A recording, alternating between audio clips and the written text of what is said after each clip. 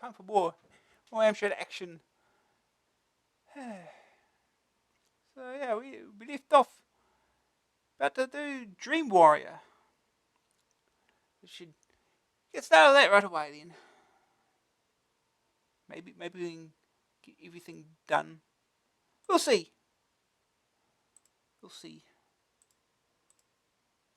So Dream Warrior, US Gold, $9.99 cassette, $14.99 disc, joystick or keys. The world of the future is controlled by huge corporations under the dominion of the Focus Fellowship. Little is known of Focus's activities except that they can send dream demons into the mind of anyone who opposes them and make them go insane. 4 people, the Asmen, discovered a way to combat the dream demons, but unfortunately 3 of them were dragged into dreams by the dream demons. They are now slowly going mad. You are the last Asman and must rescue your comrades. A horizontally scrolling playing area covers most of the screen, and a panel at the bottom indicates your depth of sleep, score, card carried, and a picture of the dreamer. If your depth of sleep meter reaches 0, then you wake and the game is over. Everything you need to rescue the dreamers is in the dream, and so are the hazards to prevent you. 4 types of globe drift about, and when shot they deposit their contents. The 4 colours each contain a different thing. Blue have bits of the dreamer's psychic image. Green have energy for the dream hopper. Red contains safe access cards, and grey have lift access cards. A safe contains deep sleep drafts, so you stay asleep longer, and lifts allow travel between levels. The dream hopper allows movement from dream to dream. To complete a dream, you must collect all the pieces of psychic image for the dreamer, and when all 3 dreamers are free, you can look for the doorway to the most dangerous dream demon, Ocular. Scrolling is smooth and fast. The graphics are perhaps a little too blue, but the sprites move well, and the Asman is animated very well. Sound effects are almost non-existent, and tunes are played silently. I guess that means there are none. Collecting bits of Dreamer is time-consuming and leads to boredom. It's just a matter of shoot the globe, collect the blob, and repeat until your mind shuts down. Sleep well. First aid target, free a Dreamer. Second opinion. Graphics are quite nice. The gameplay is fun. Playing it for a while show up the deficiencies such as naff animation and occasional droughts of safecards, which means slow, lingering death. The idea is quite good, and it's just a shame it wasn't taken a bit further. Not enough game here. Green screen, no complaints. The verdict. Graphics, 58%. Smooth, horizontal scrolling. Just a touch too blue. Sonics, 24%. Needs more effort. Grab factor, 57%. Nearly always something to do. Staying power, 48%. It'll take a long time to complete. Waiting for the right globe to come along is frustrating. AA rating, 51%. Arguably not Game of the Year. Okay.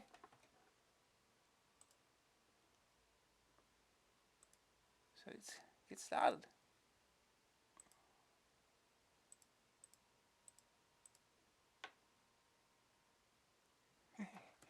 Hey, I made it!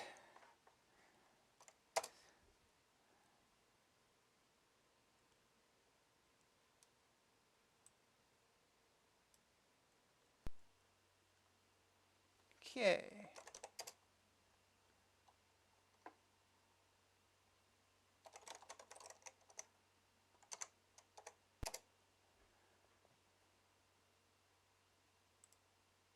Oops, let's do that.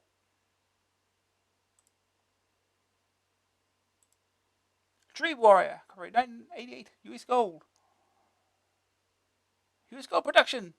Graphics, Stephen Ofnowski. Oh. Help, here come the grasshopper people. Programming, Roger Taylor. Conversion, Sean Cross. Associated with Terran Limited.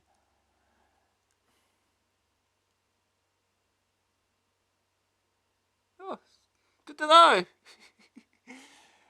Yeah, we've still got plenty more to go through. There's 70 issues more to do.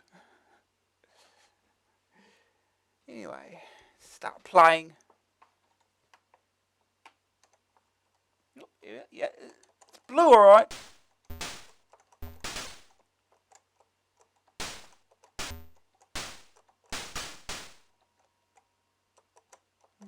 Oh.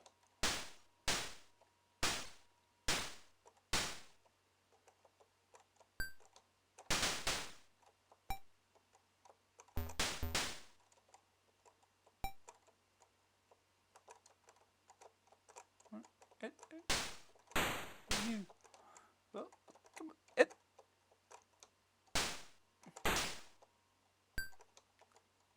Here we go.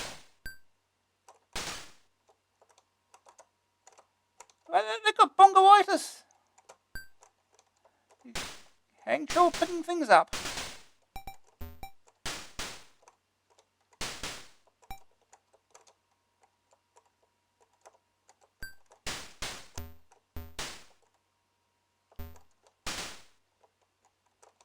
Pick it up. Pick it up.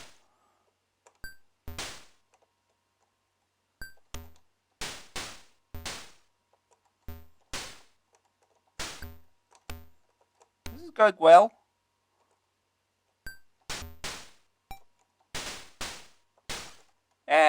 And it did. Just like that. And we just go in and then again.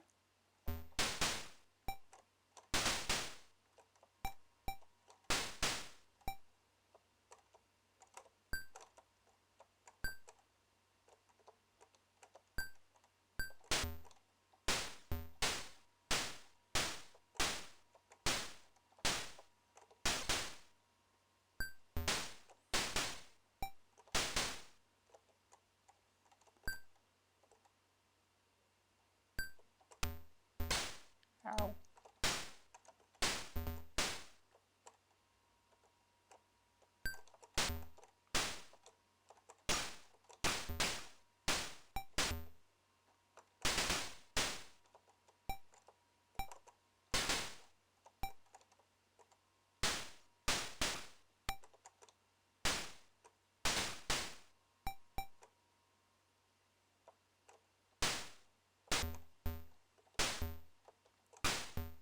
Ow.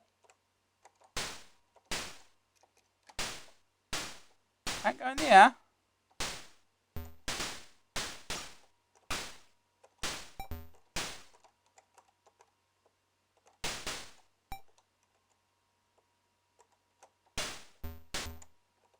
Do it. Can't do the damn thing. Just do this. This might be safer. Still gotta pick things up though. Oh, can't even hit that. Lift. Here we go. Now you can use lift. Once.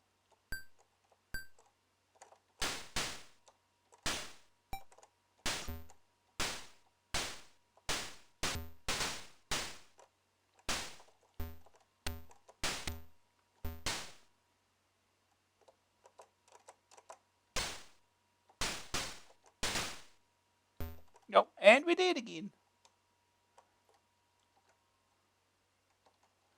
There's another idea we can go left.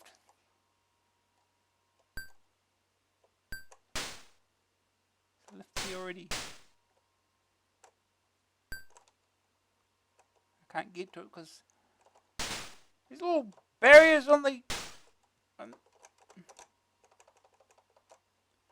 get in the way. Lift. Okay.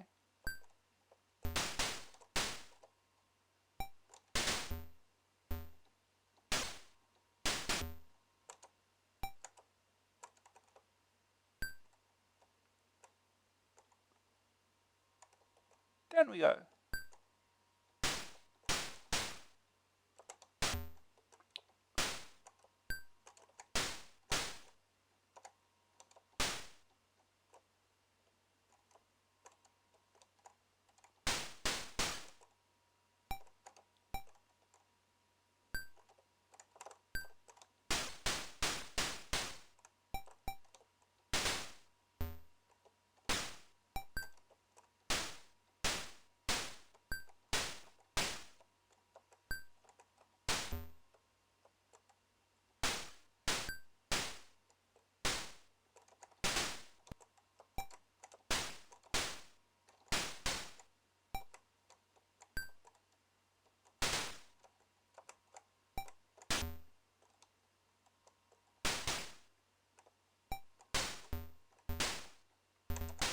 Ah, come on.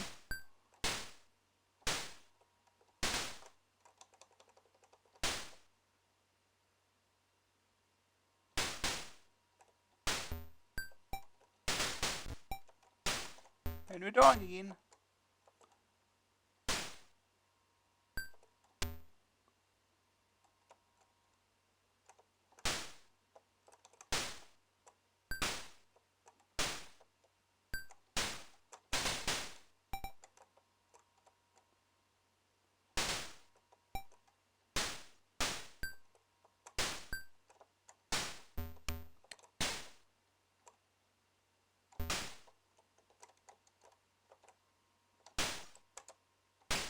That's not that then. Okay.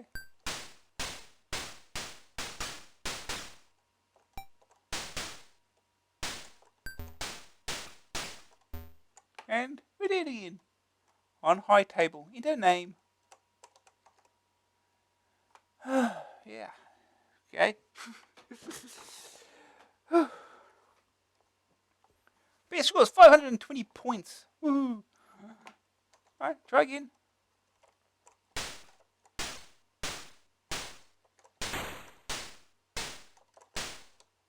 Okay.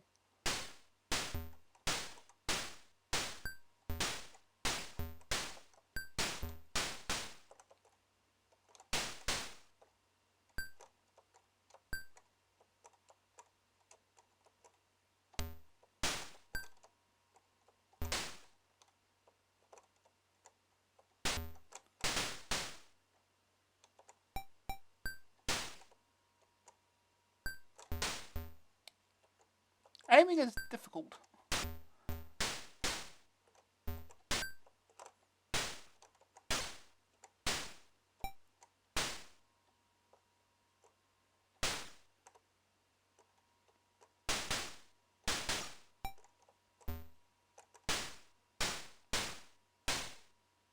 Lift.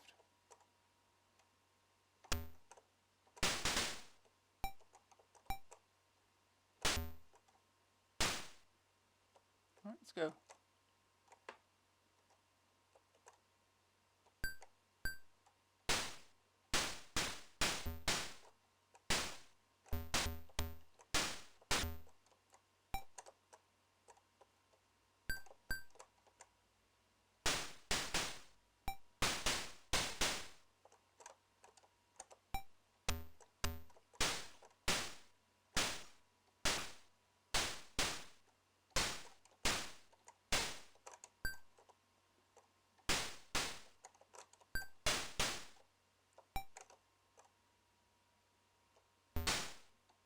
Oh.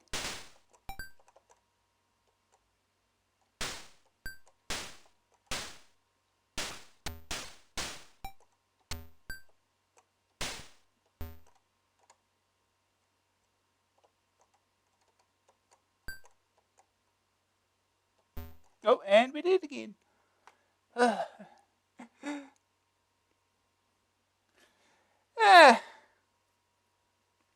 Well,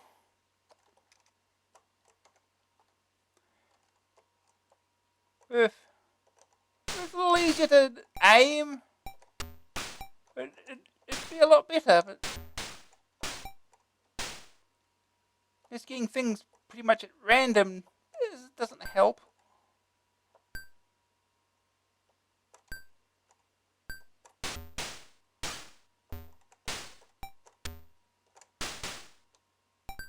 So far I haven't found anything that improves your depth of sleep at all.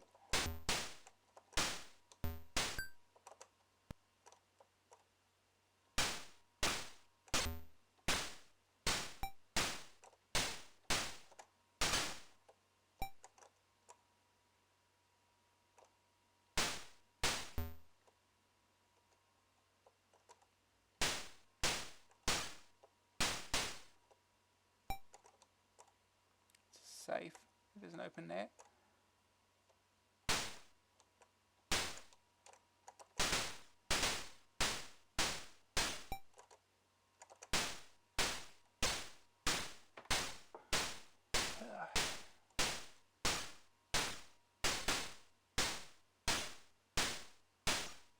just sit here and do this, I guess.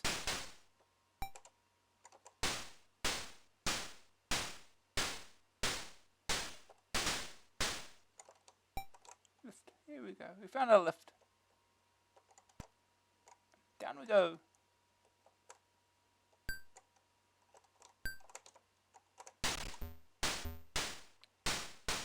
Oh, it's safe there.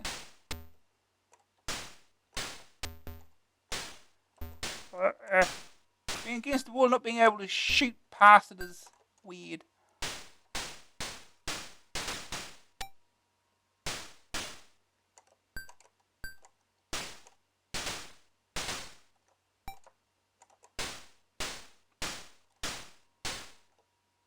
Oh, what was that? Damn it.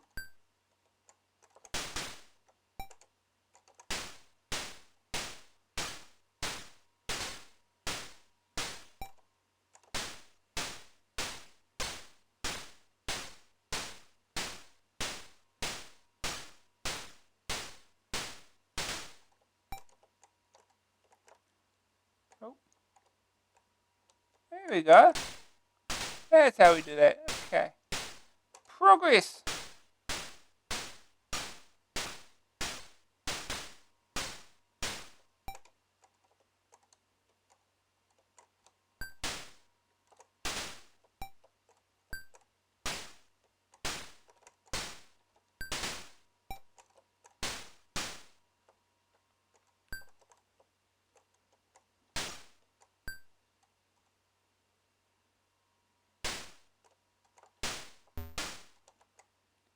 Can we open the same safe again and get our life back again?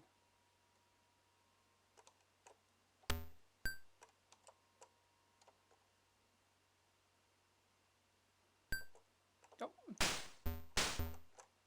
Damn it.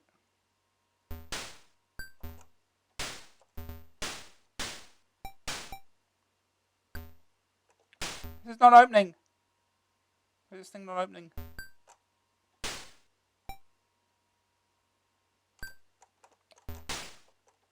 Damn it.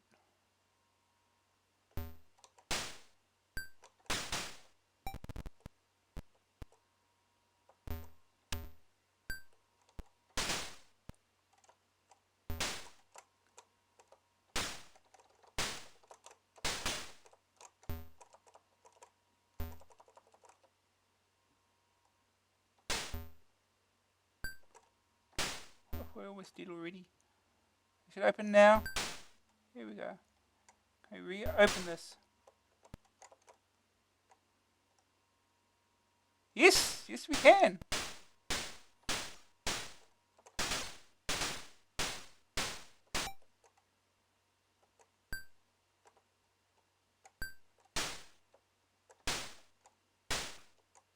Oh, I'm stuck.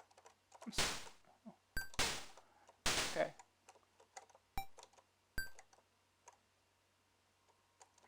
Oh, good. Damn it. Oh, okay. Okay, we got past it.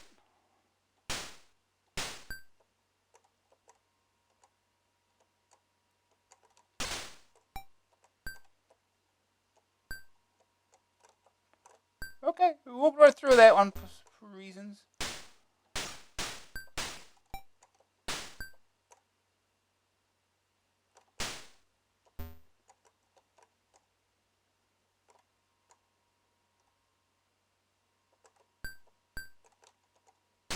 Okay, we need a lift. That's these ones. If we can shoot one, that is.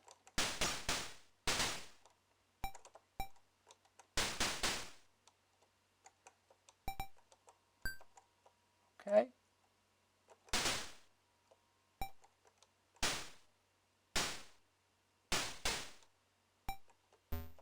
Okay, lift.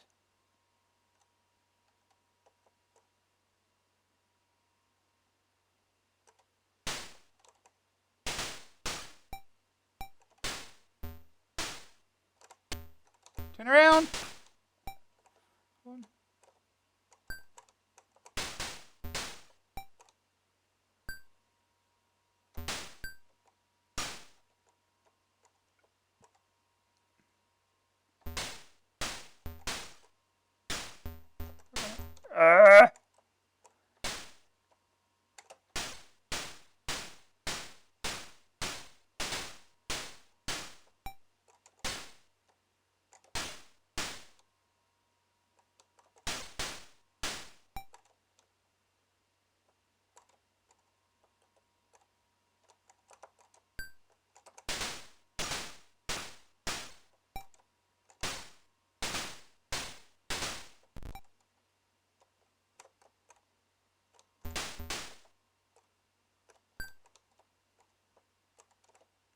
Damn it, thank you.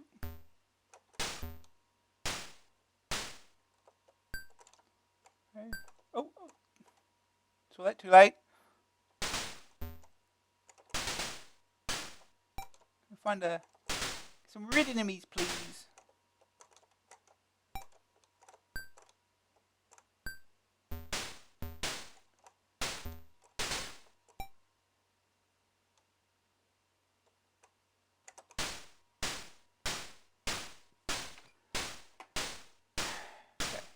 Oh. Okay, it went.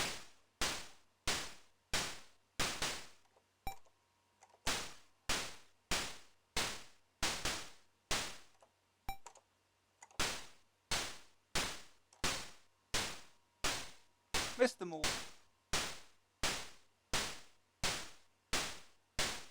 Good shooting.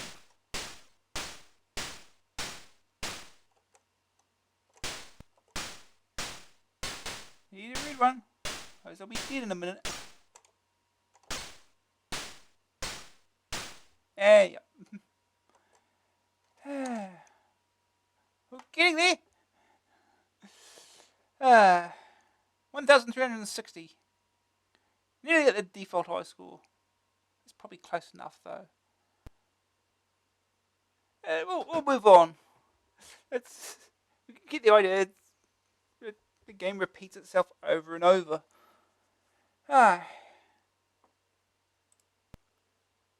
Onwards.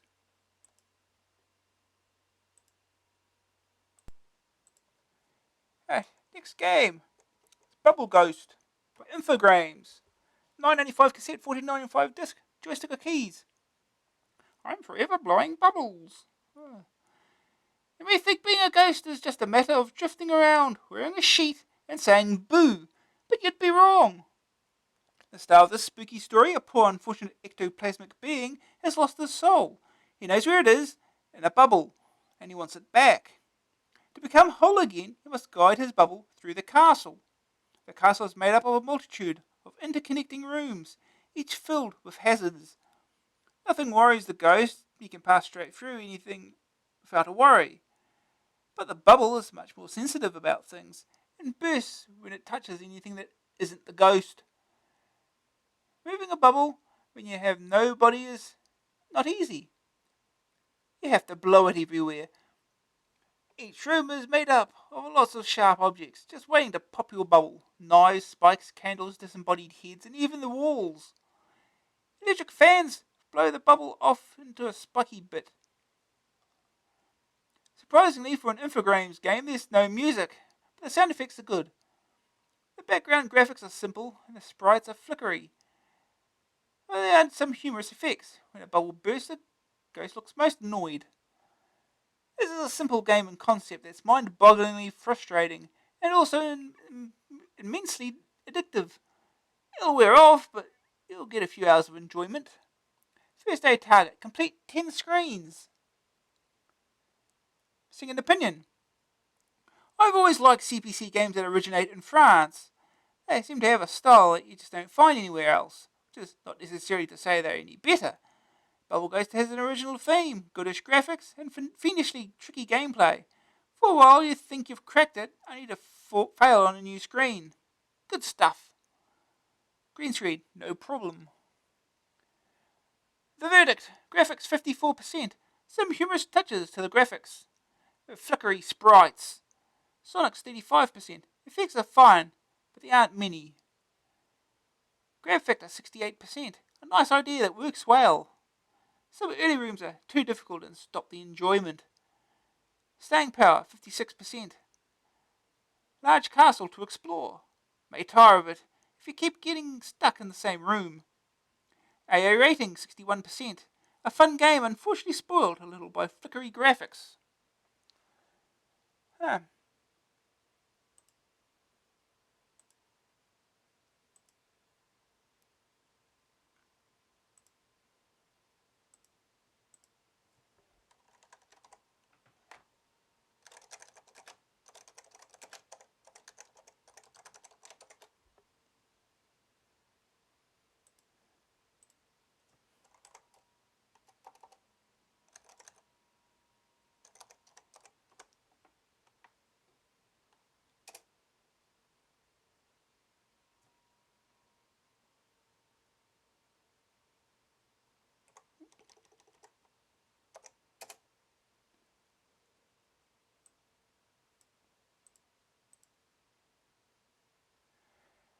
Alright.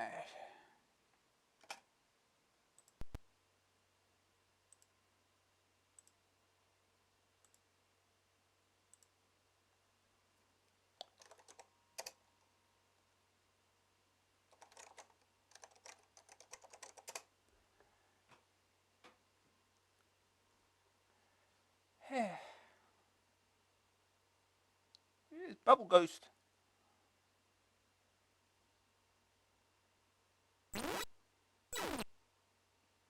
It's the fridge version. Not that really matters much. Yeah. No, directional. That's what we want. 2 to play. Right. We can use joystick. Oh. Blow the bubble. Let's blow across. That's one. It's got an angry hamburger bun.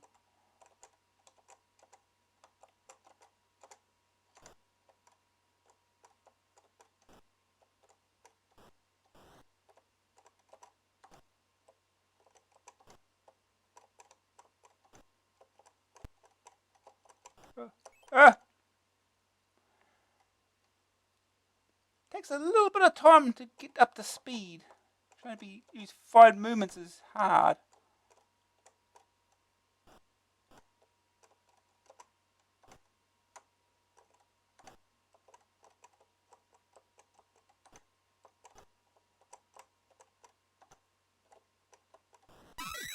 There we go. First things first. Blow out the candle.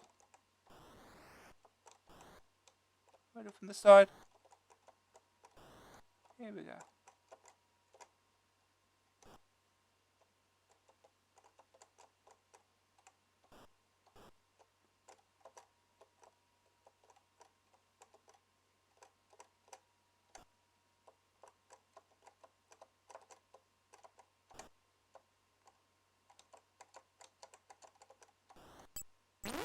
Done. Put out the candle.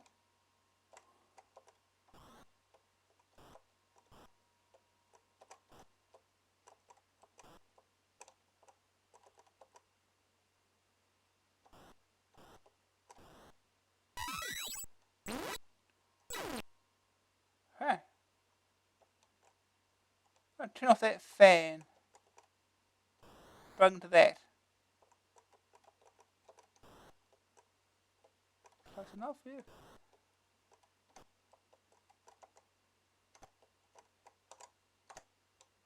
Yeah. Well, don't do that.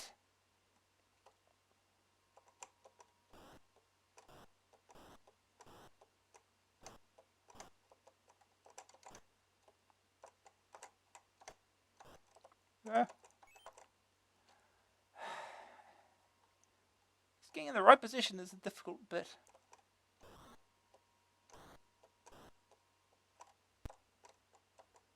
Sometimes you just need to be patient.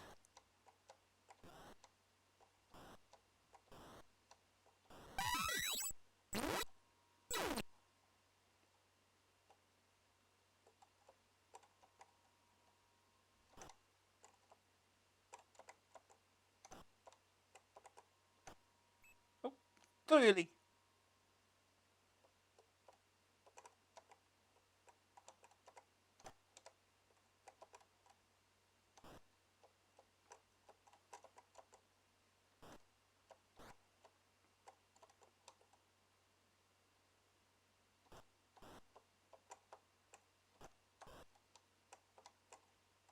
That is going to hit, isn't it?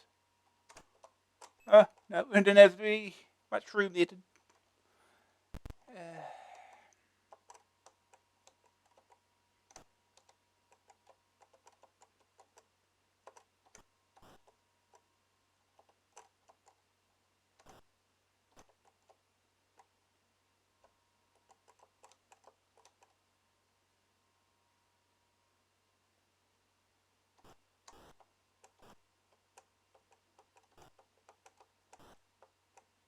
Okay.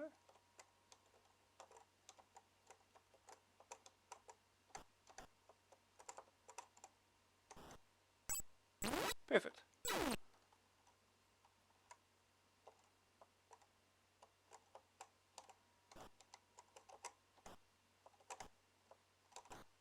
No.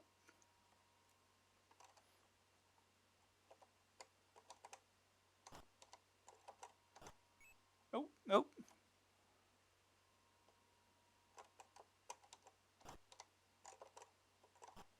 No, no.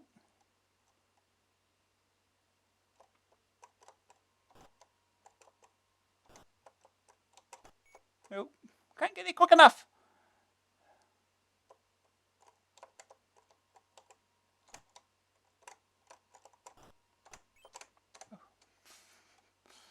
Running out of bubbles.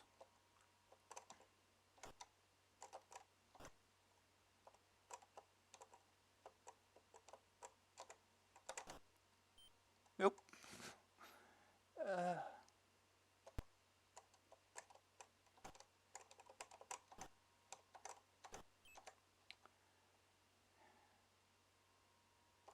Last bubble.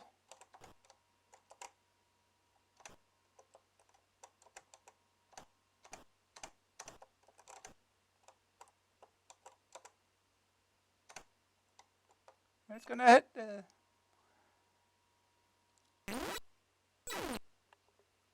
Yep. uh,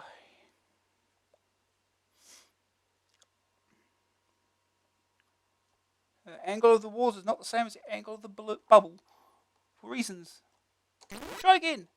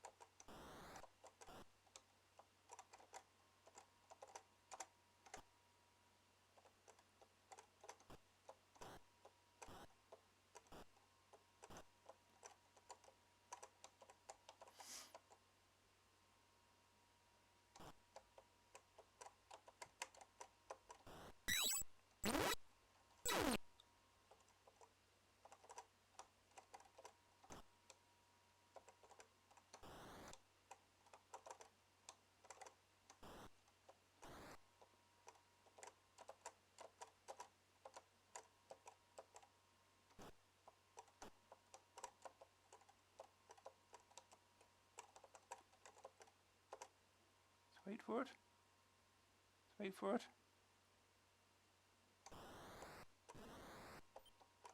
Oh. Really?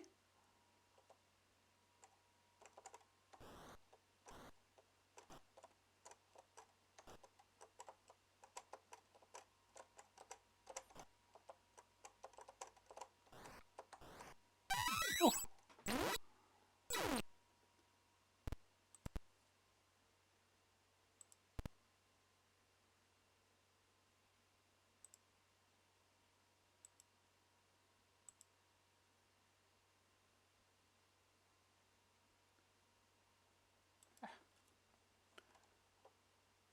Stop the fan.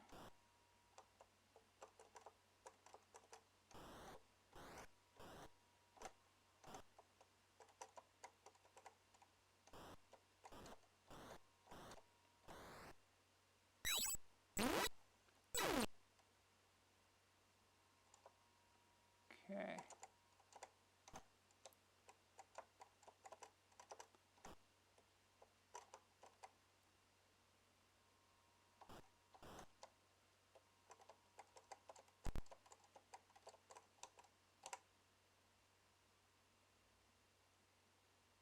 Oh, a bit more.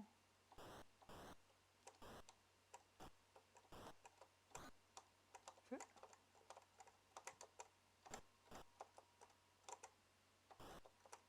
Yeah. Ah!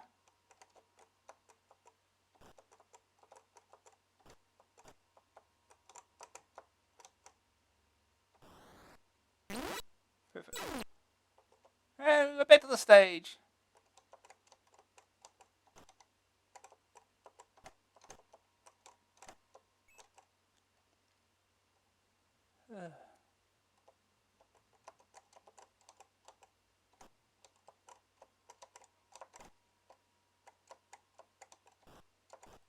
Nope.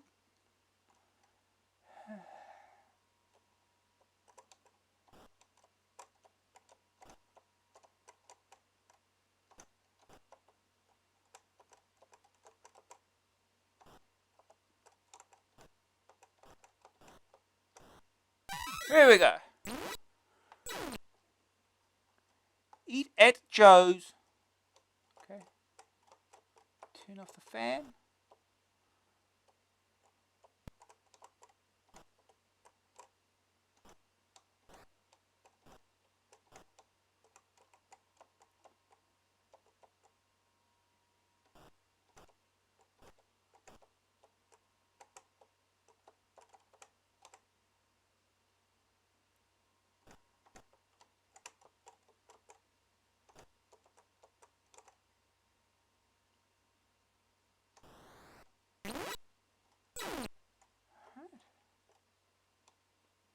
Alright. Do that.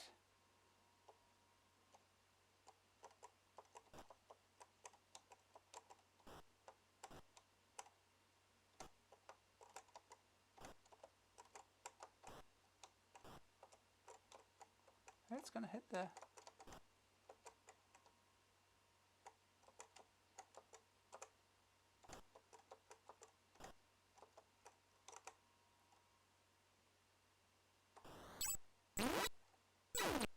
Okay. All 10.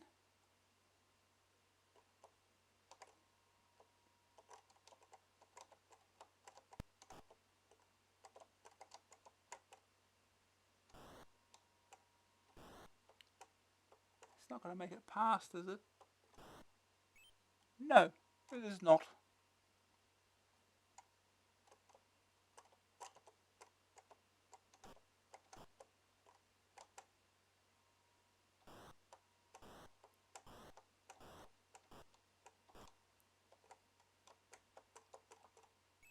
Oh. Okay.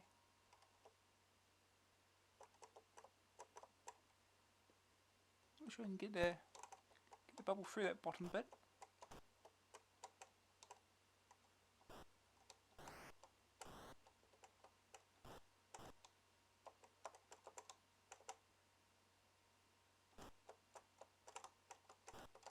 Nope, too much.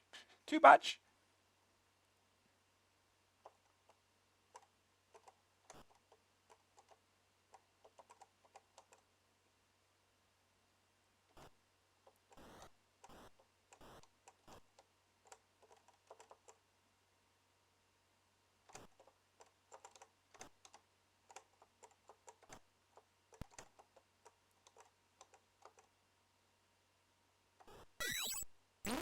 Okay. Stage 11.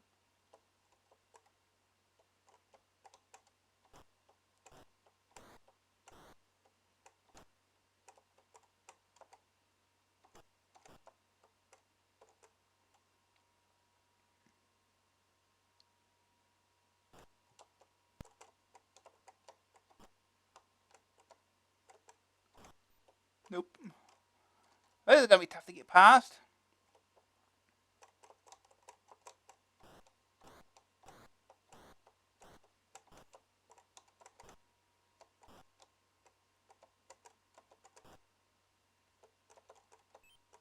Nope.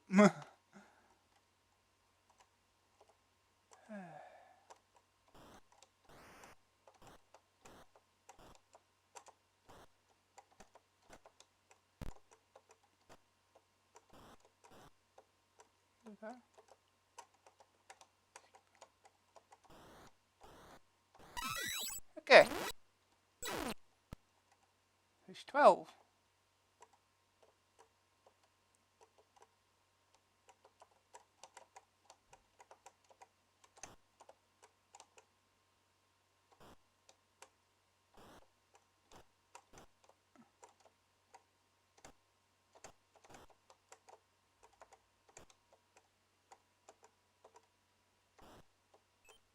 Oh.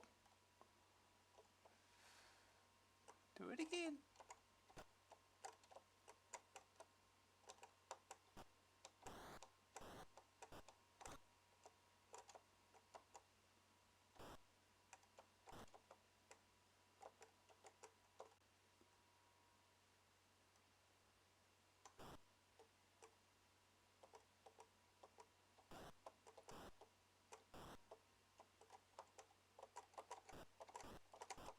No, no, no, oh! I don't know how I did that. I don't know how I did that. Who's this dude? Huh.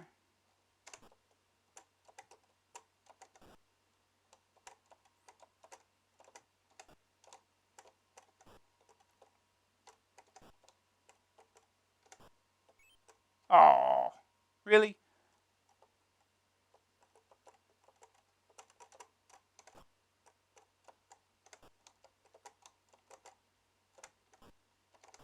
No, not up.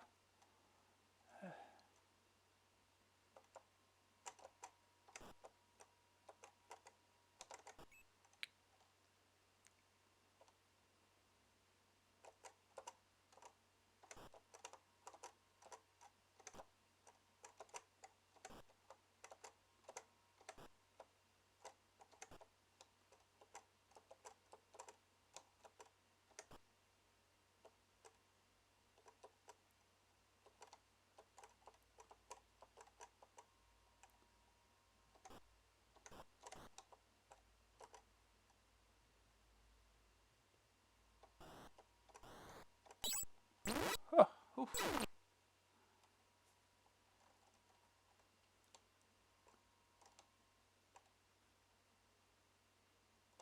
Hmm.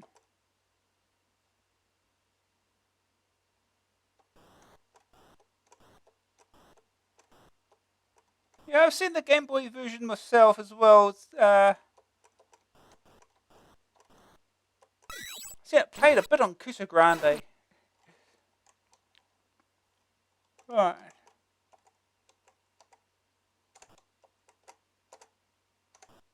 Nope. It's gonna be rough.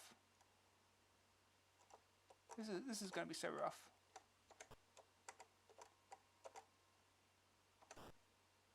No. Oh, that's that. Yeah, the game gets just harder and harder. Oof. Alright. Move on.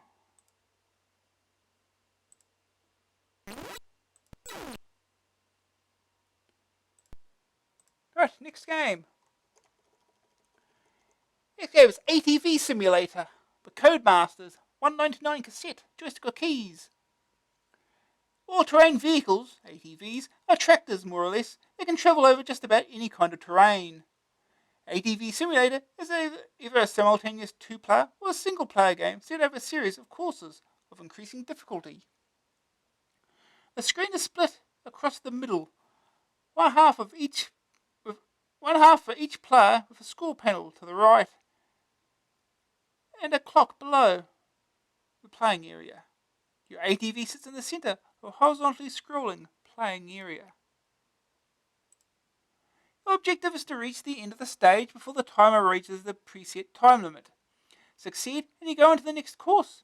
Fail and it's game over. The first two courses are sand duning and grass tracking, neither of which are particularly difficult to complete. Icebergs is the third one, and things begin to get tougher from here onwards, with pyramids very hard to complete. Sound effects are basically engine noises and collisions, but you do get a pretty good tune on the title screen. The horizontal scrolling is smooth and fast. The sprites are only in two colours and not particularly colourful, and scenery is otherwise lacking in colour. As with most of the Codemasters stuff, it's not brilliant, but not appalling either. It's good fun to start with, but perhaps a little lacking in depth and sophistication over the long term. First day target, complete icebergs. Second opinion. I wonder. Gary suspects this is too easy, but I'm not so sure. Obviously, with a budget game, many people who buy ATV are likely to be at school rather than college or at work. Many, I said, not all. And it may well be the case that they'll find the much vaunted Codemasters playability about right for them. Besides, what's easy for one person, in this case someone who plays games constantly, may not be easy for another. What do you think? Green screen? Okay. The verdict, graphics 56%, smooth horizontal scrolling, even in two-player mode.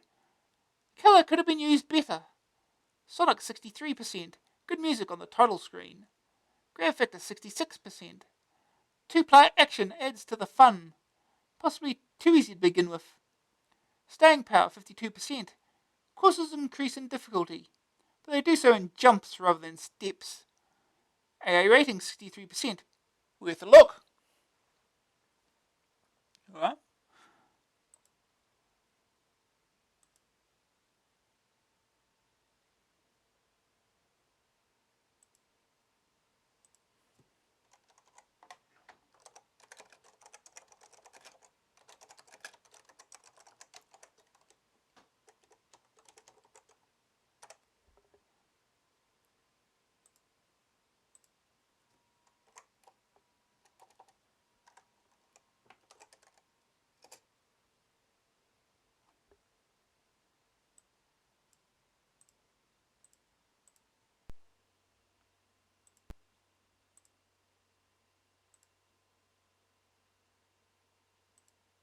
Okay.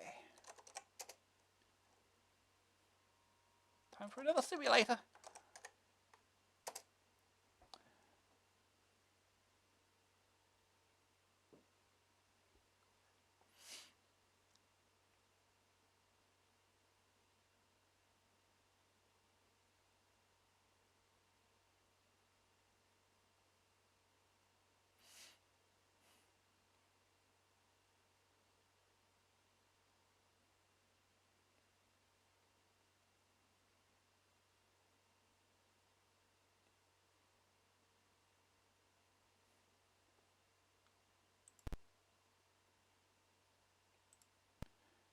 Game design and creation, Tim Miller. Music by David Whittaker. Hot Pro Rodeo Racer, Buddy.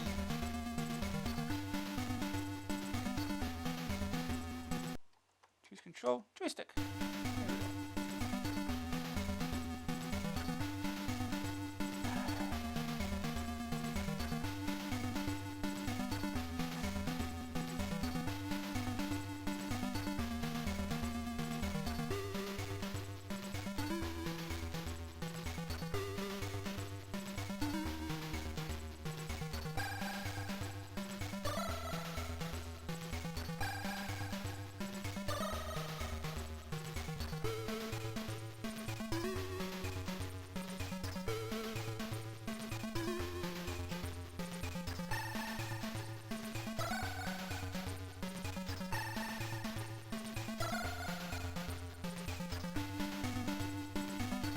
Let's get started. Trial number 1. Sand duning. Hey, fire to jump.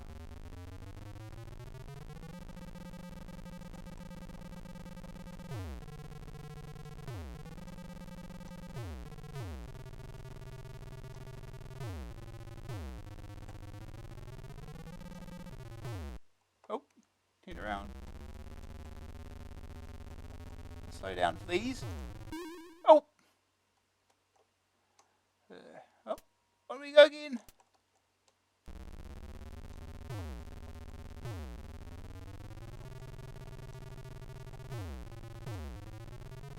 And finish. Extended play.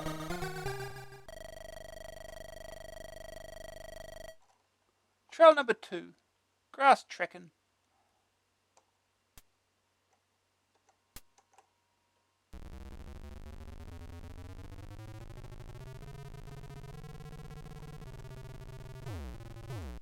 Oh.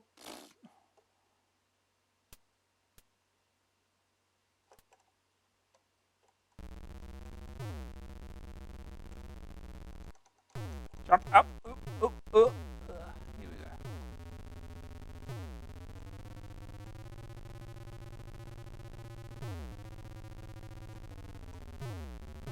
Oh.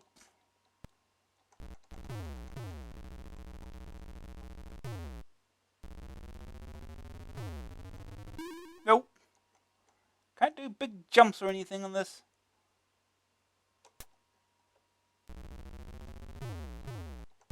How you get across the gap quickly is another thing entirely. Stop turning around.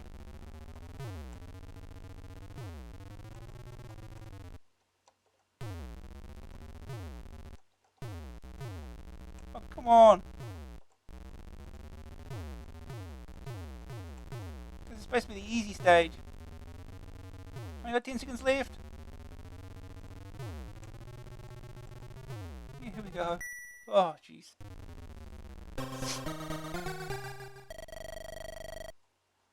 Trail number 3. Icebergs.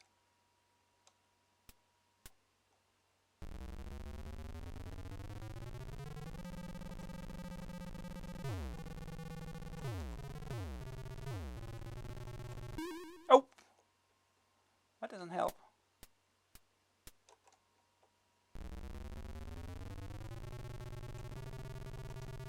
Oh! Knocked out by a seal with a ball. And killed by beach balls.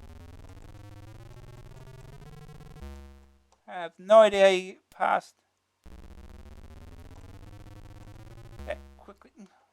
Hey. Oh, get on there. Oh, get on.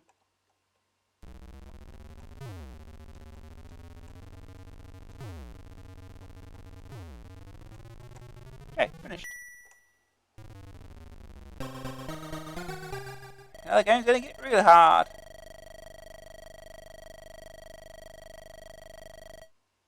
Trail number 4. Pyramids. We're in Egypt.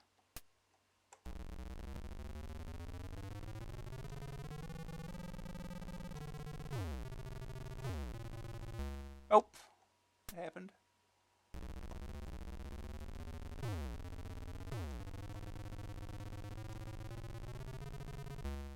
Yeah, that's not gonna happen.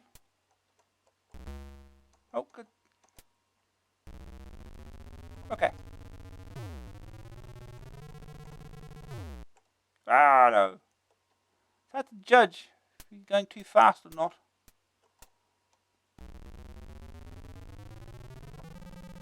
Oh.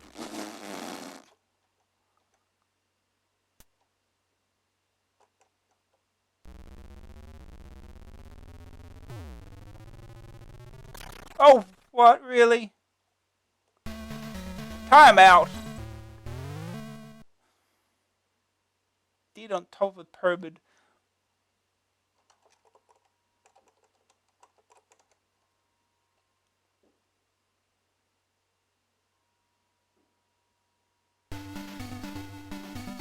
$8,660.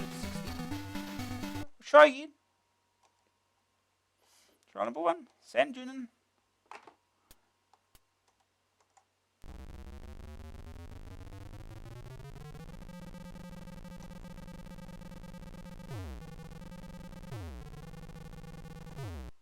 Oh.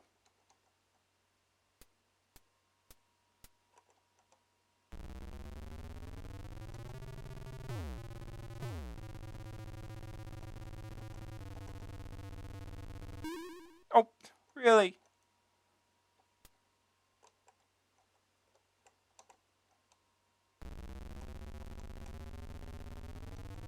Oh, no!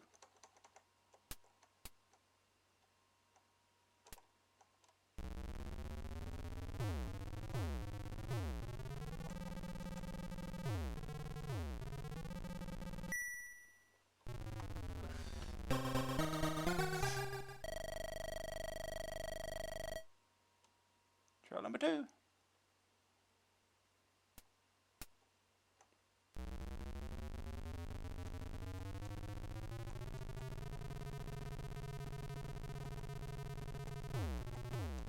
Okay.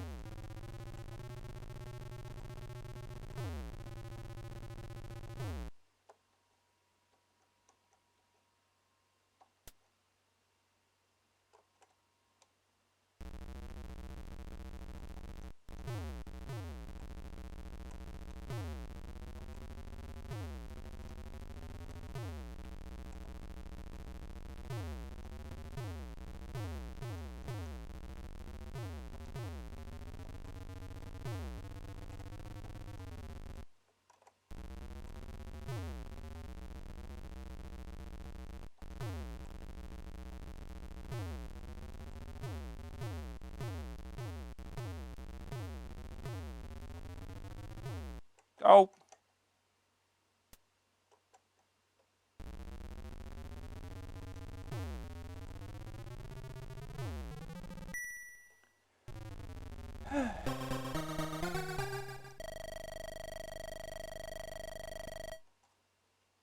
Trial number 3. It's icebergs.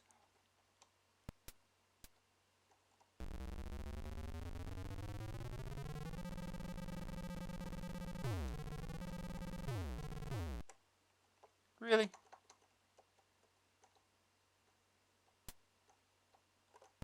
How do you get back up there? Do I have to go up this way?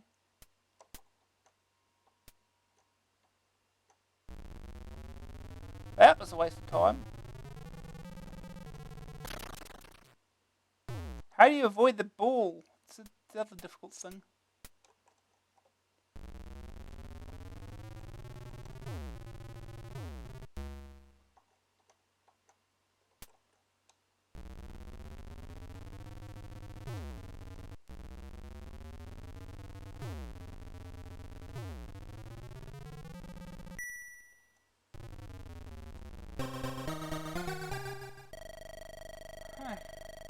Try the pyramids again.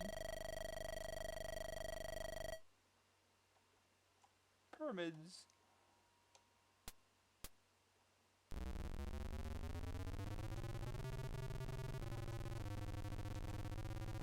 Nope. Get on there.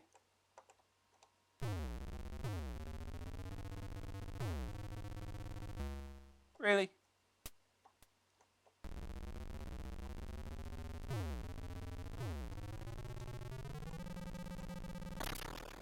I don't know what you're supposed to do there. Ah.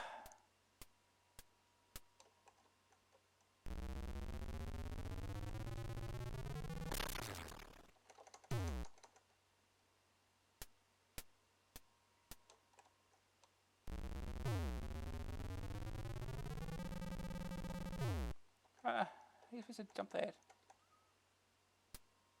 Yeah. Yeah, pyramids this week, it's hard.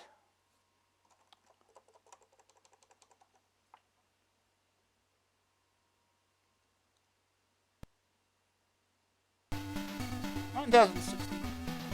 Improvement. Alright, we'll move on.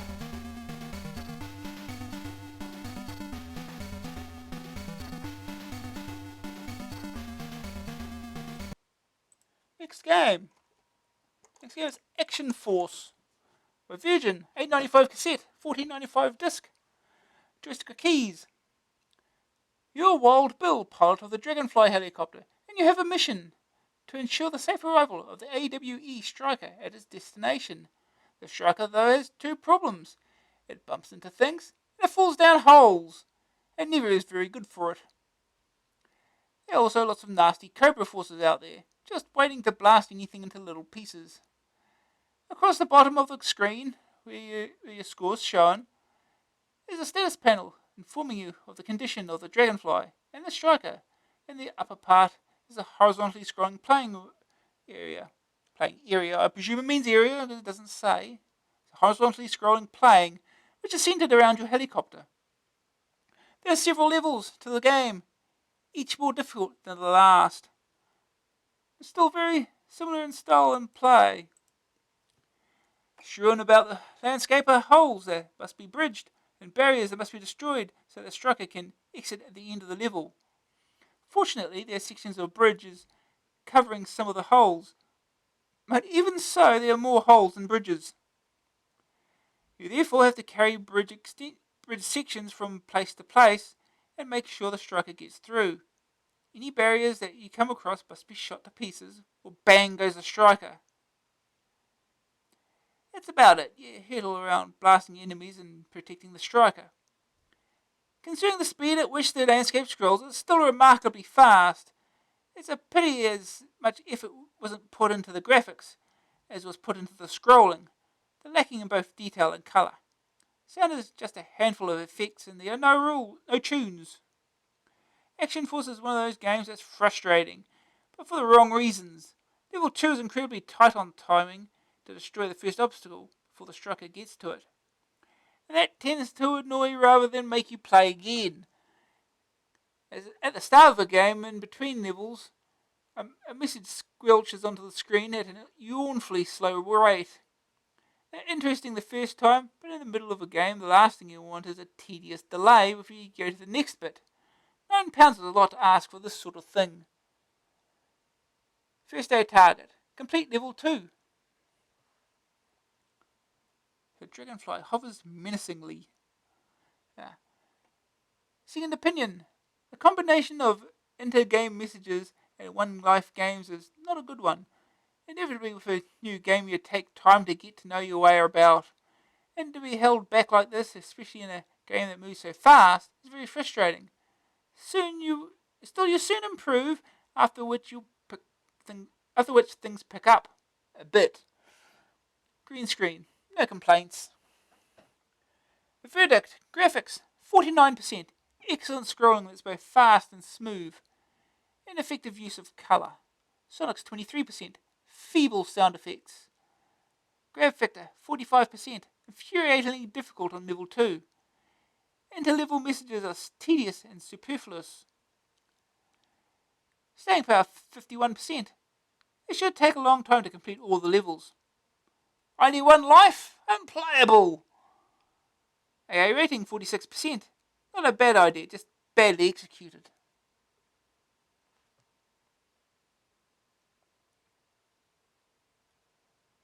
Alright.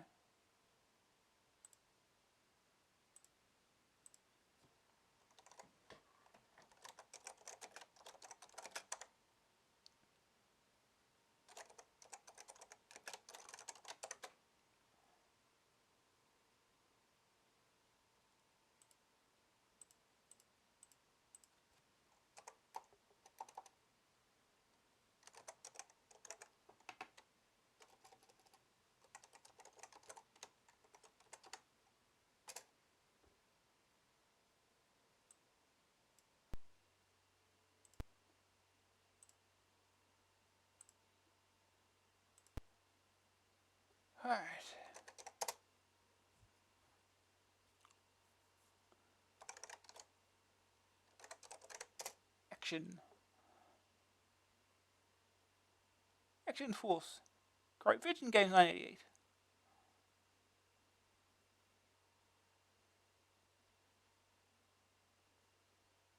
Action Force. Copyright 988. Milton Bradley International. Program copyright 988. Virgin Games. Produced by Ashminster Computing Limited. Program by Sean Cross. Graphics by Ian Mathias. Graphics by Alex Martin. Now we know who to blame. Welcome to Action Force. Take part of Wild Bill controlling the Dragonfly helicopter. Press fire to take to the skies. Prepare to do battle with enemy Cobra forces. JTS battle android troopers. Bats are the perfect enemy trooper. They never question orders, complain about the rations, shirk duty, or surrender. They will shoot anything that moves, be it friend or foe.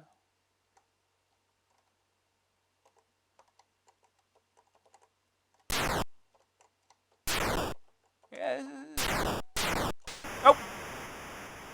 Dead! Game over! 1 life, exactly. Sorry, Bill, looks like you blew it. Better luck next time. Try it again! Go through this again. Can't skip it! It's longer than the game was.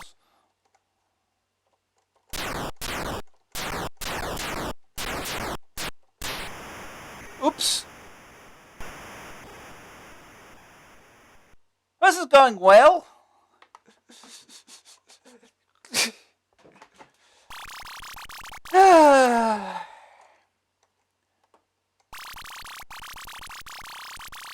Through this again.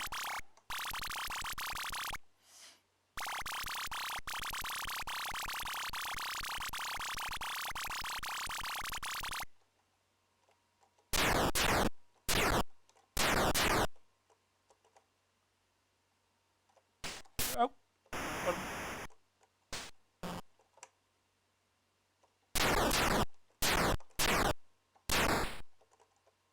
Okay, so now.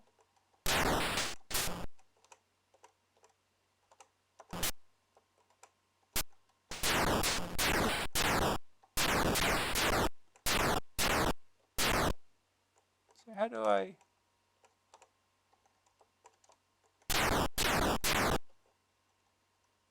So how do I cover the holes? That's all I want to know. It's not obvious. Okay. Oh, what is it? Nighttime already?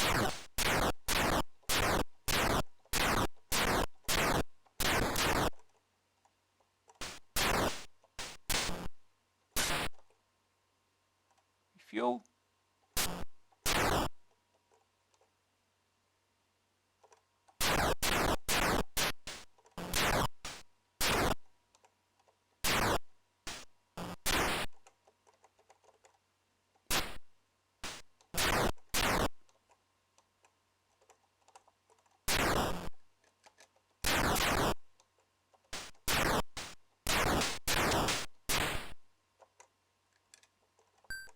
Oh.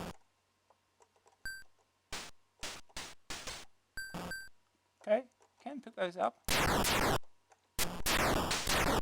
gotta find more or something. Oh, dead.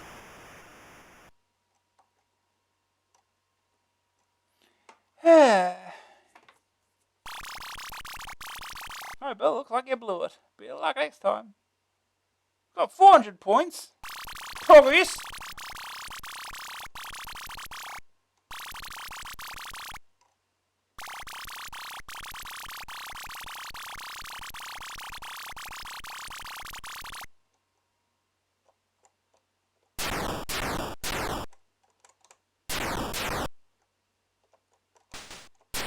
Oh. Thanks for that.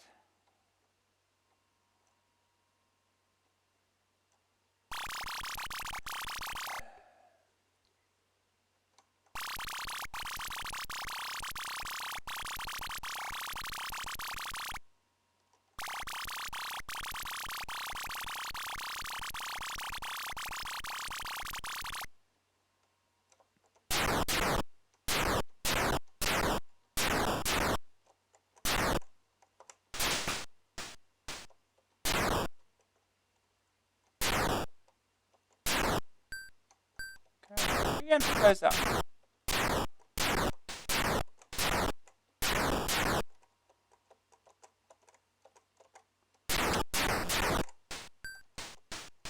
I can put that up, place that there.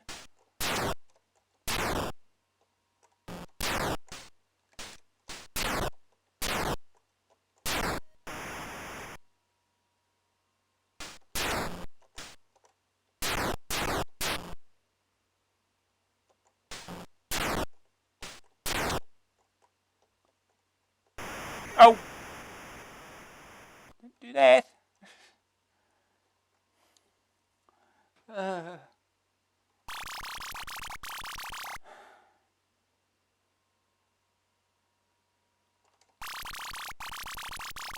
Try again.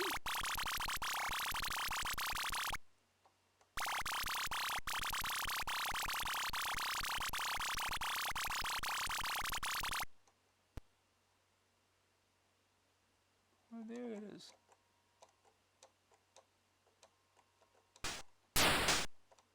Oh!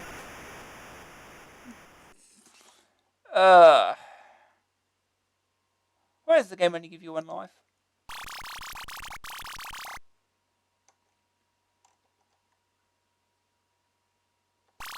We get a rock thrown at it and probably be destroyed.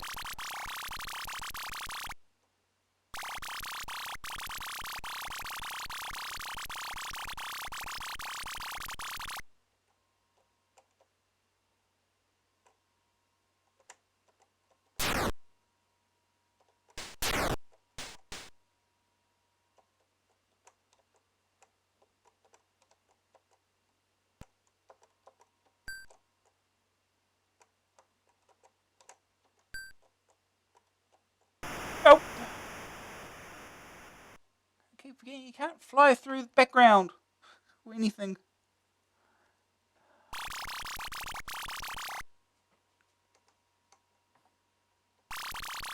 Yay.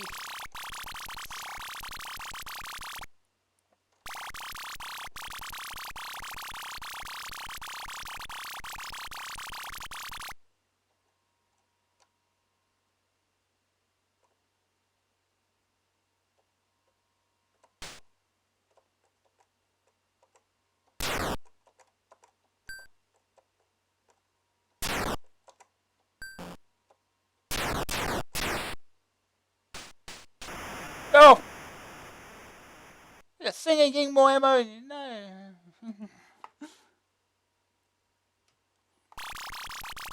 Yeah, Action Force is what they call G.I. Joe in the UK. Because apparently British people wouldn't understand what a GI is.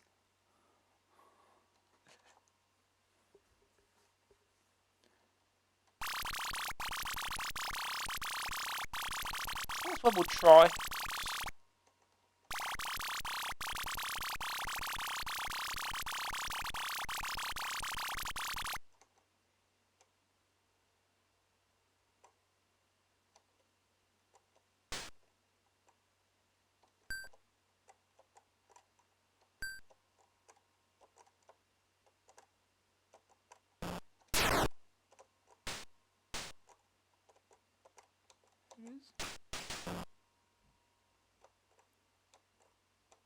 Oh! There are times when fast growing is not what you want.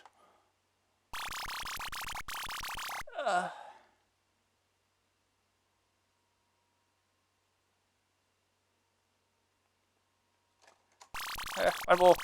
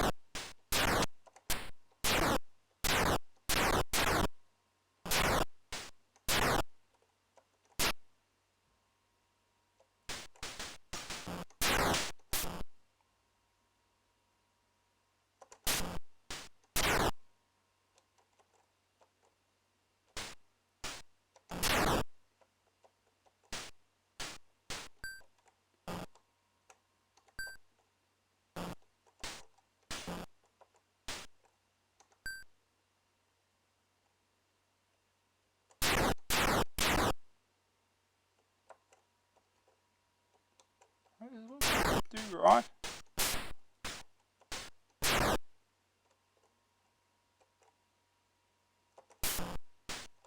Oh no! Okay. So when it's destroyed, that's when everything turns dark. That's what that means, huh? Okay. I think I get the idea. Alright. We'll move on from that.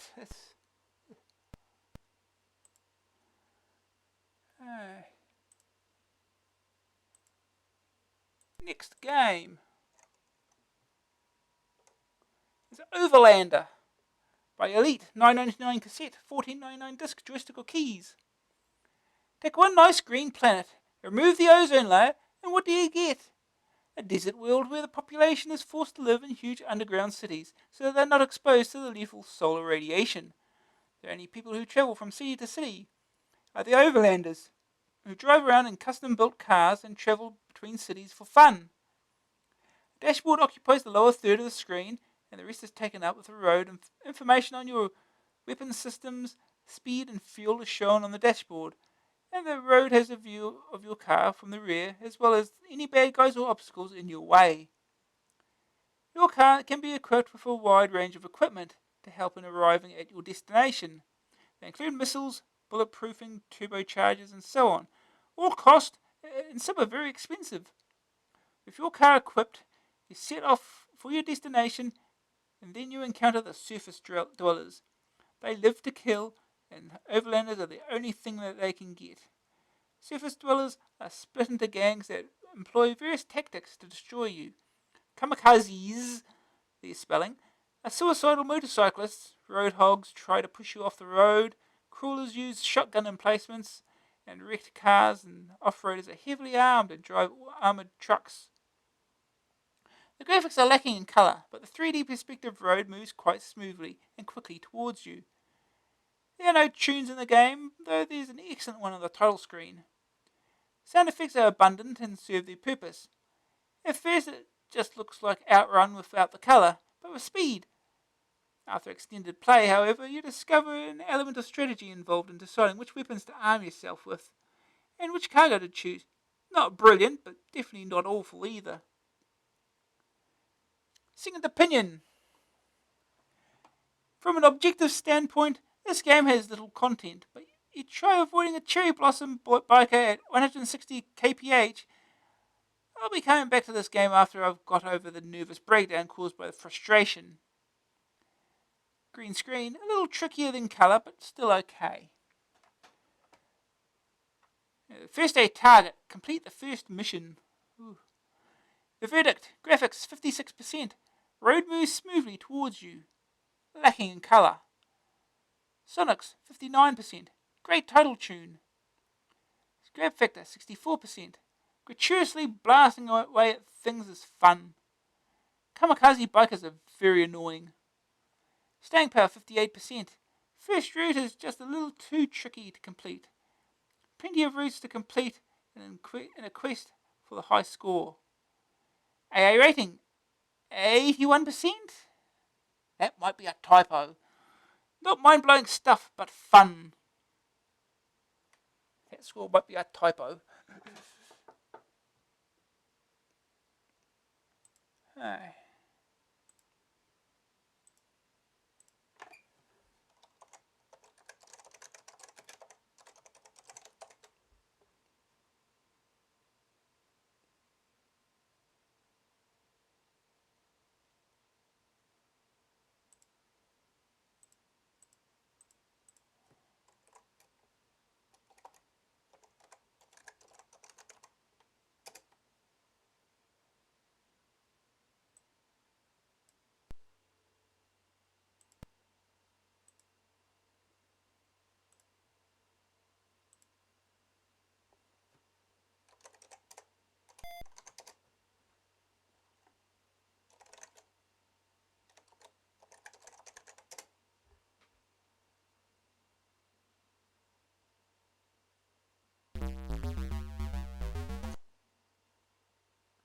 Overlander.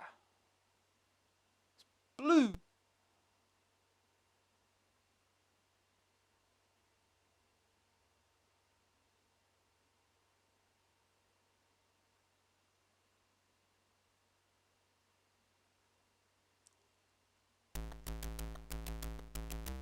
Overlander, written by Mark Haig Hutchinson.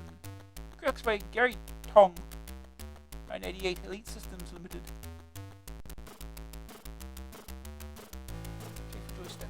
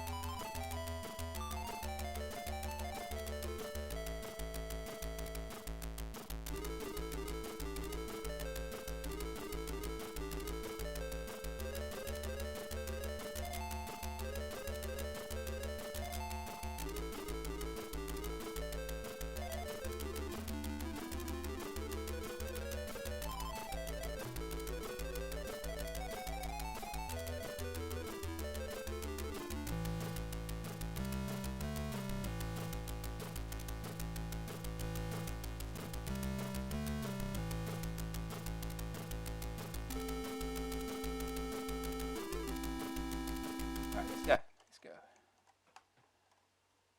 Federation crime lords. Choose a cargo. Secret documents. Counterfeit money. Price per unit $100. Gas station. Doesn't leave much room for anything else, does it?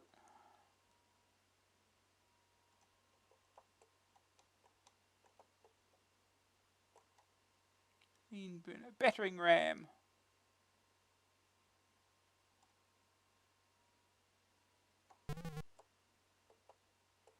Can afford a flamethrower. It's cheap for whatever reason. Probably more than one. Okay. Devil Straits. Go.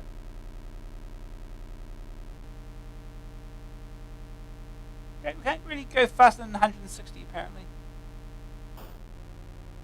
There's no gear as far as I'm aware. Oh. Oops! Well, that didn't go so well.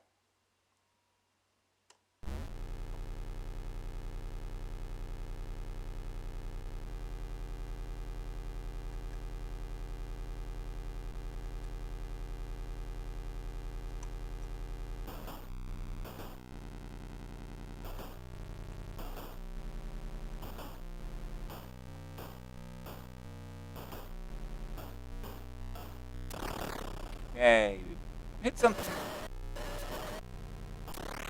Oh, don't hit the bikers.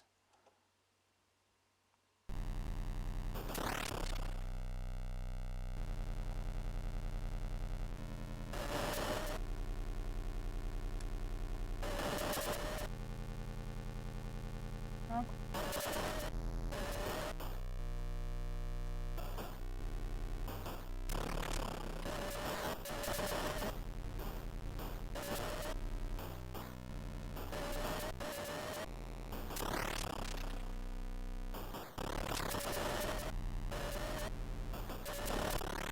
Ow. I'm getting you really fast here. So acceleration seems to be terrible.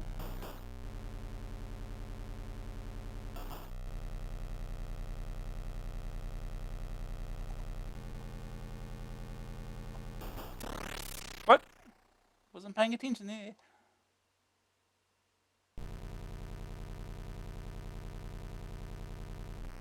Oh! this is fair.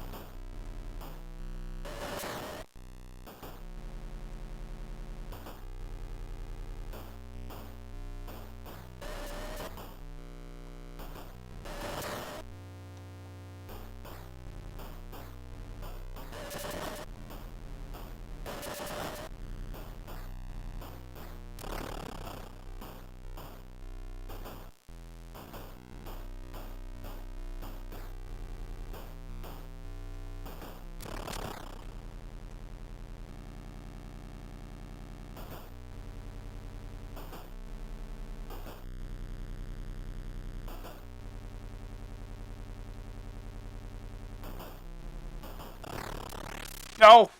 Really? Game over. Okay,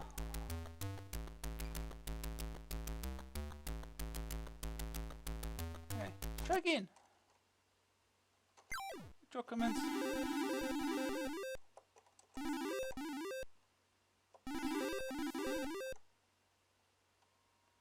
So we can get by with less fuel.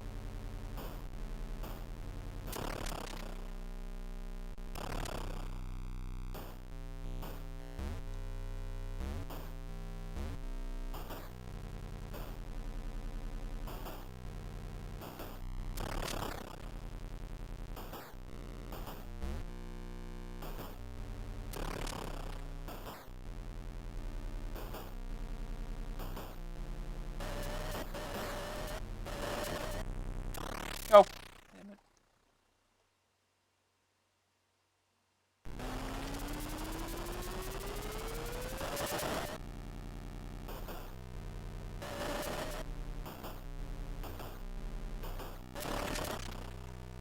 Ah! Damn it again.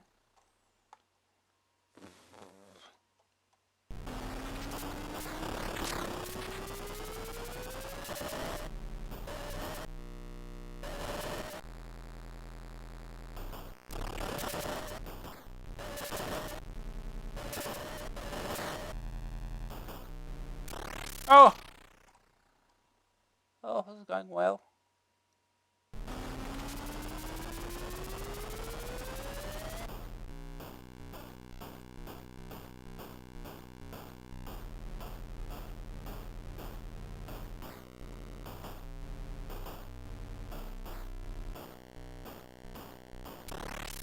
What?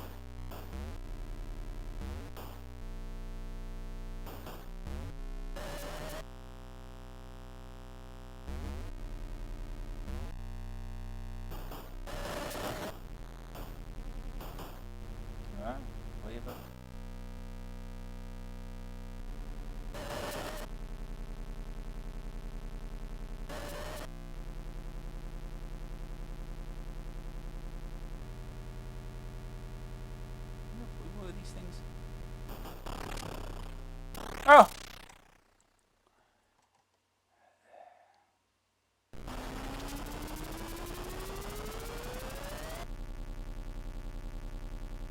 Get away from me.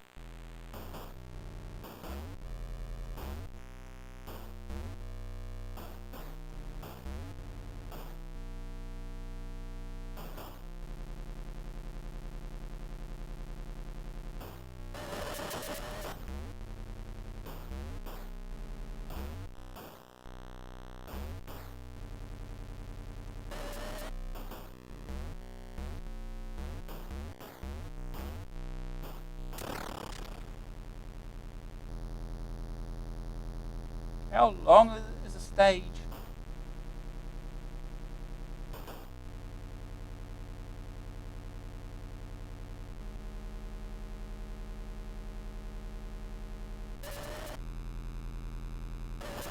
All these things.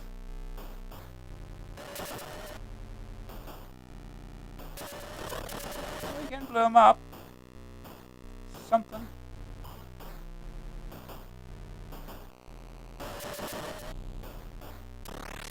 Yeah. A little too far to the right there.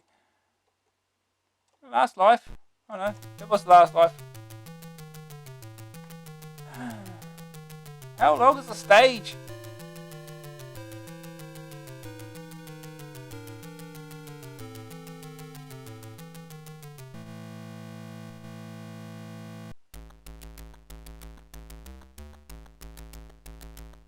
Yeah, well, it's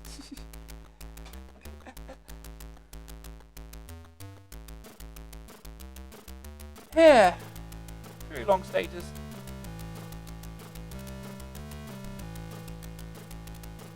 Right, let's move on.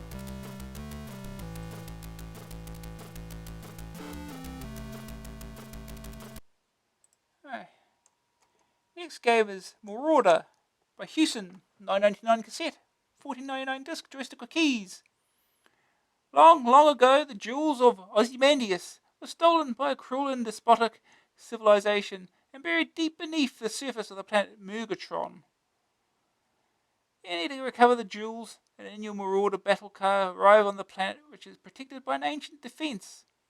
An aerial view of the scrolling playing area shows your car and its surroundings. A panel below shows your lives, smart bombs, and any messages that appear. Then there's weapon beacons which flash through red, yellow, cyan, blue, purple, and green. Red, yellow, and cyan are beneficial. They give you extra smart bomb, shield, and a bonus life respectively. Shields make you invulnerable for 10 seconds, and the smart bombs blow away everything on the screen. Blue, purple, and green are harmful. Control reversal, lose a life, and laser jammed are the consequences. Alright, that explains when why I keep getting laser jam in practice. The graphics are well drawn, colours well used, and the scrolling is very smooth. An excellent tune plays on the title screen, and another even better one plays throughout the game. If you prefer sound effects, then you can turn the tune off and have them instead. First impressions of just another shoot 'em up with pretty graphics disappear after a few games. The weapon beacons, essential to solving the game, make a difference. Just going for extra lives is not a good idea, and there are times when the only way out is to use a smart bomb. In some ways it's like Highway Encounter, with problems to be solved, hazards to be avoided, and bad guys to blast. It has a similar addictive quality that keeps you wanting to play just once more. And the music is brilliant. First aid target. Complete Zone 1. Approaching an off-roader. Yeah. A second opinion. A curiosity, this. It's a poorish game by Houston's high standards, yet it would be a blockbuster for many others. Yet another vertical scrolling shoot 'em up, but one requiring thought as well as fast coordination. Green screen, all clear. The verdict. Graphics 78%. Excellent use of colour, smooth vertical scrolling. Sonic's 84%, fantastic title tune, and an even better one in play. Grab factor 76%, immensely addictive, very frustrating until you learn your way around. Staying power 72%, completing one level is tough enough. Annoying when you've sent it a long way back because you lost a life. AA rating 73%, a very good game, but Houston are capable of more.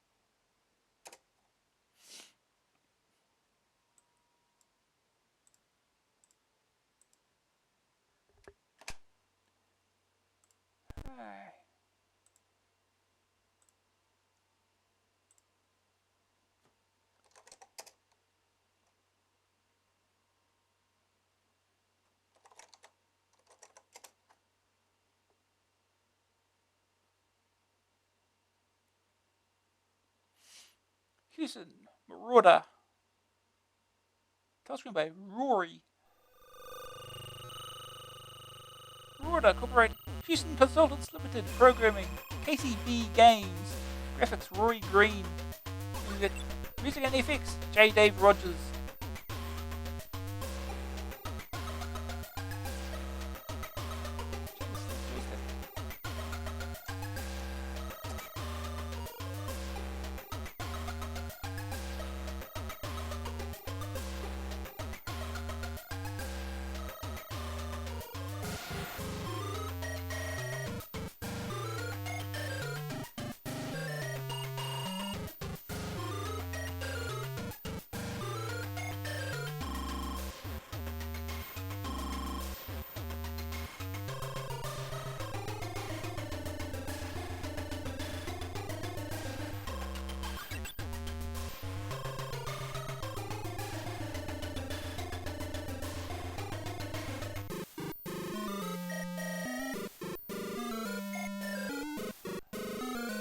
Alright, let's go.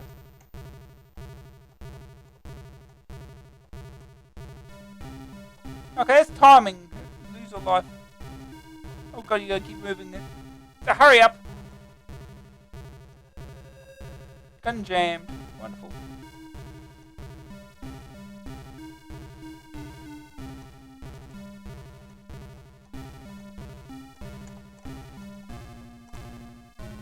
Lose a life!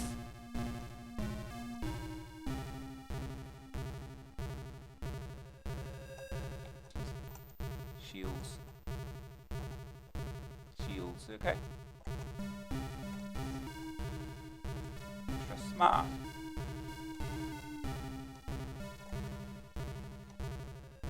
Go. Who's alive? I lost another life. You lost a life! I love these things. Lost a life.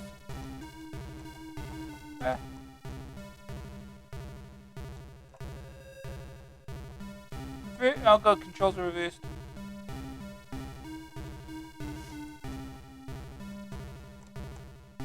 Nope. Let's lose 2 lives just like that.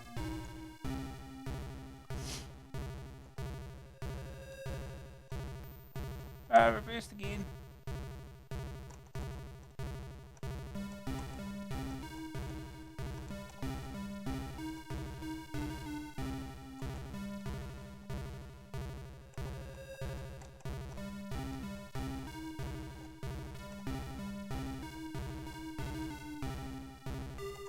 Oh, Oh, this game's hard.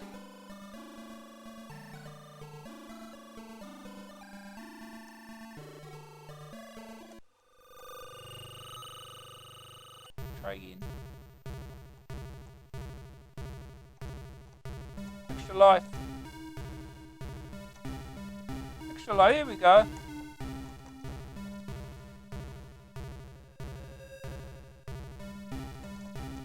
Let's try to keep in this progress. Oh.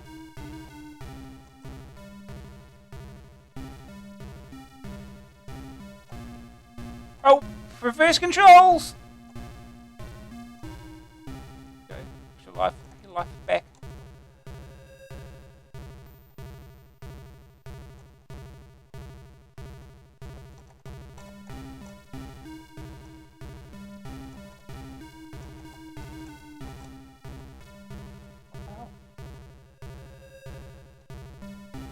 Gun jammed.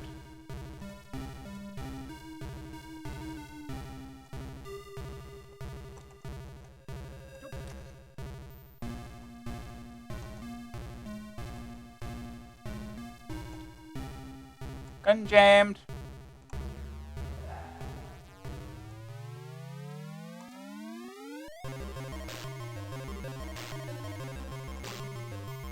Oh.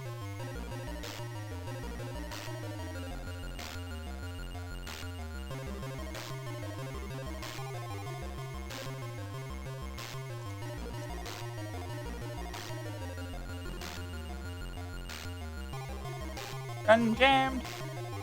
Again. Look at this parallax scrolling though.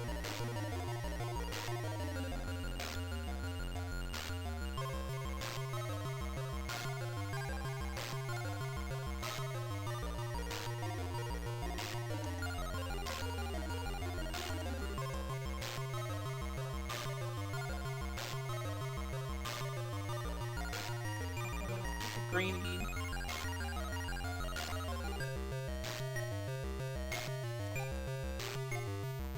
No, can't avoid that.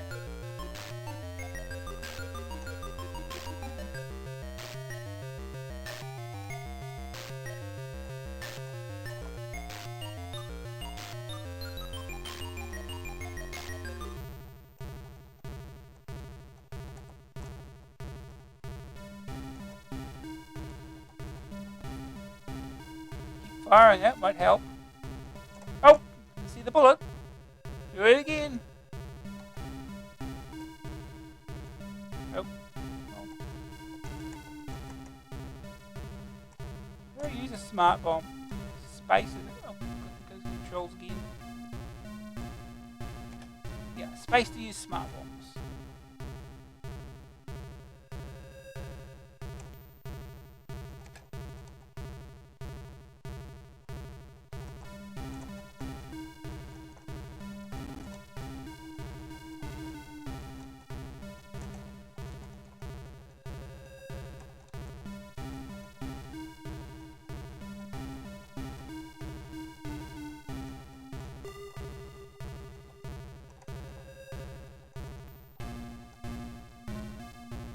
Making progress finally.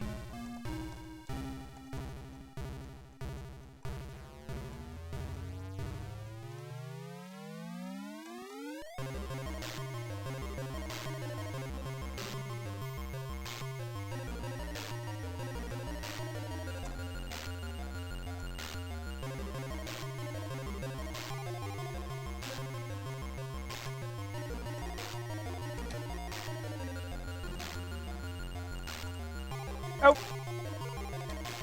Take that.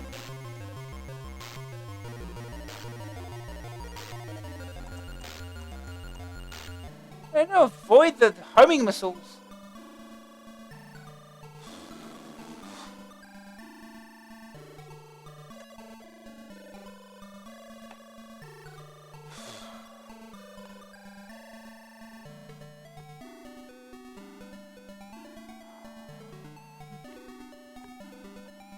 Another go.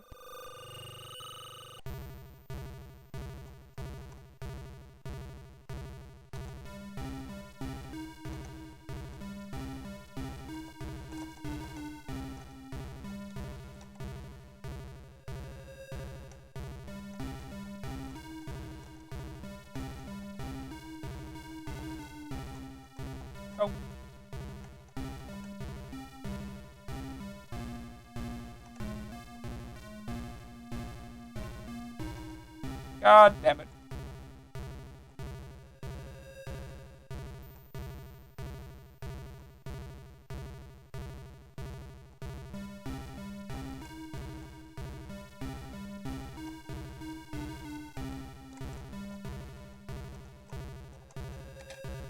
Oh, really? That was a little late, huh?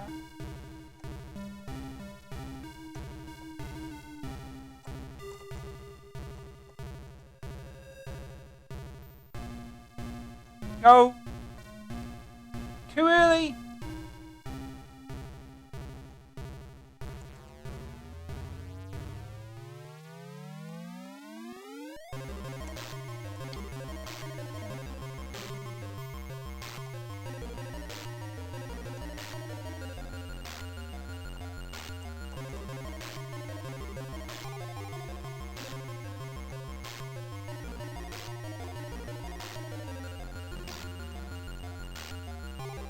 Oh, I didn't see the bullet.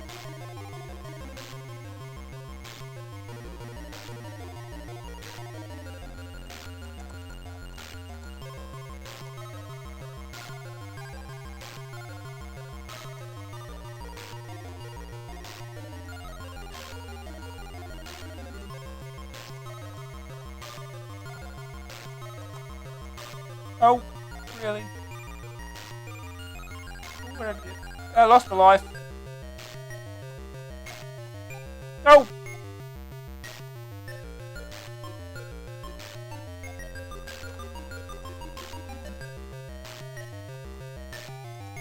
Ah, damn it.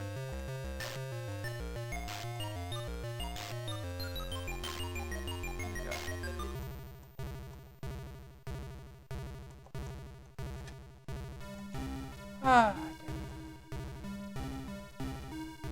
damn it.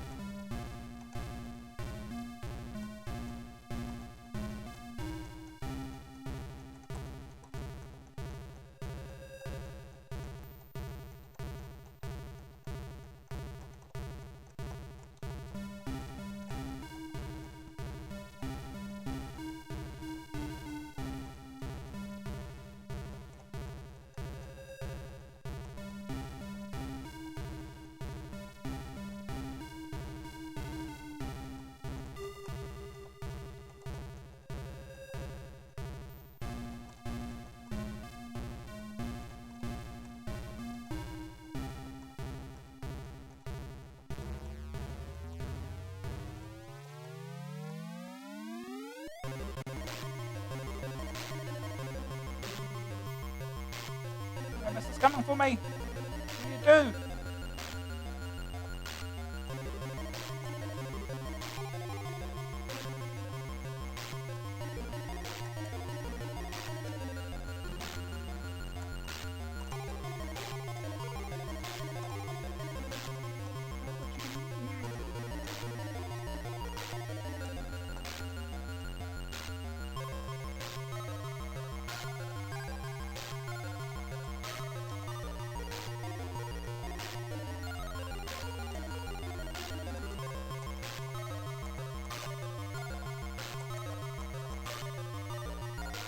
Oh, I did it!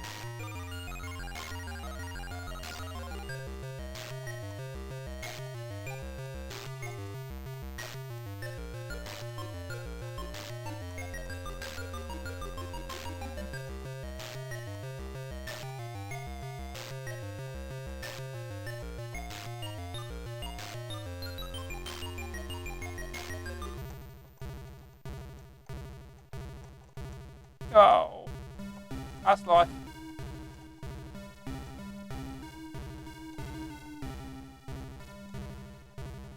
Water. I'm sure a bit water's deadly.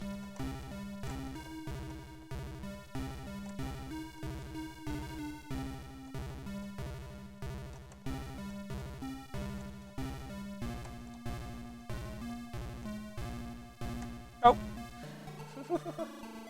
Only the fourth score. Really?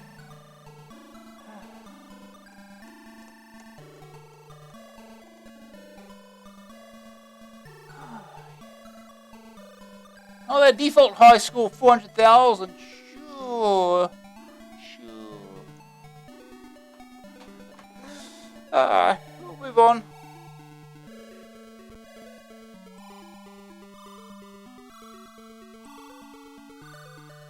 Next game. Next game is Bionic Commando. Go. $9.99 cassette, $14.99 disc, joystick keys. Once upon a time, there was a nice little planet inhabited by happy people. One day, some aliens came along and laid waste to the planet.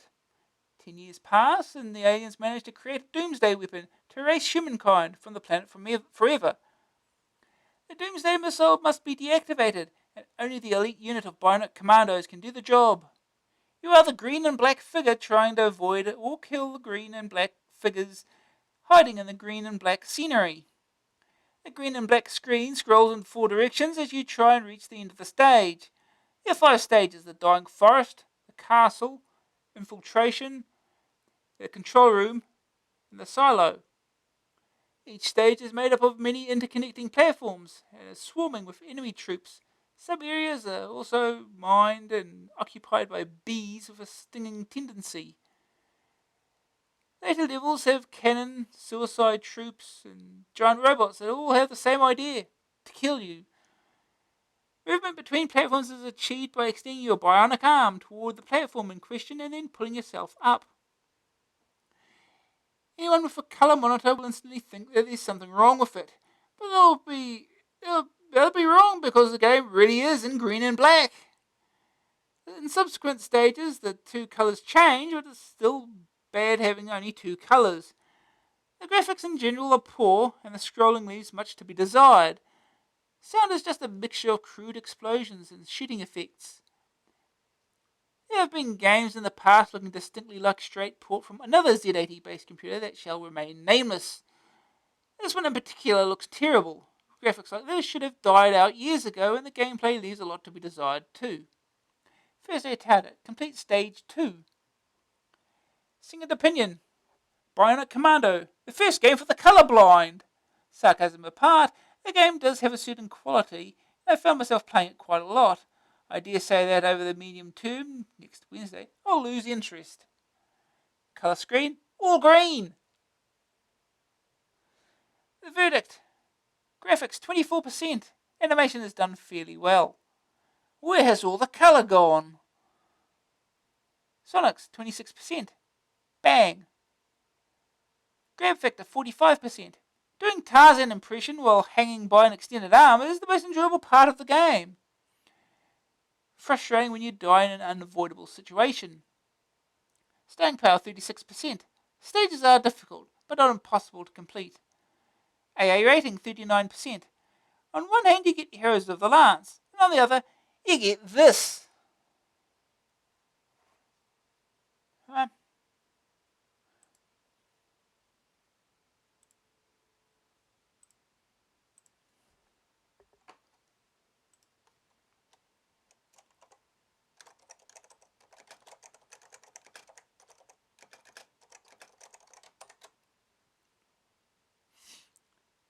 It's not like we can blame it on US Gold farming it out to Teartex either, because Teartex did not make this.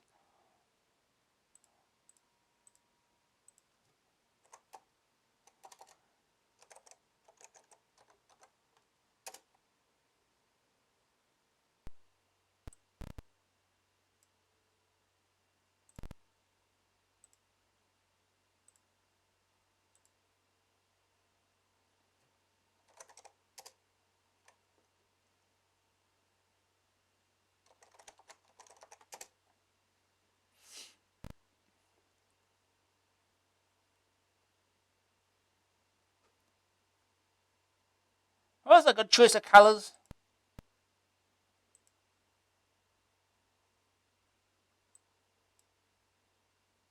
Press 1 to start, or 2 to set controls. Joystick or keys, joystick selected. Capcom's Bionic Commando. It's by Software Creations.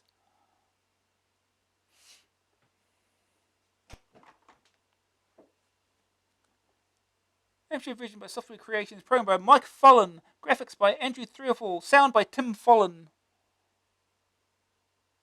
No music, so it doesn't really make much difference, does it?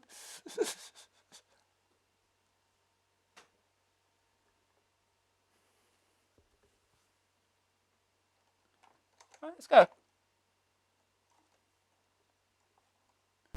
It is green and black, alright.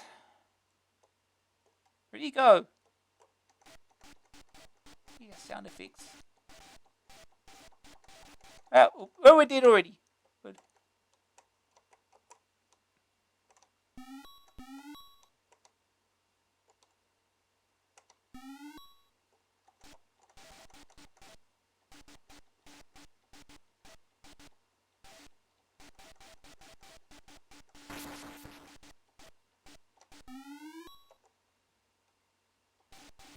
Oh, wonderful.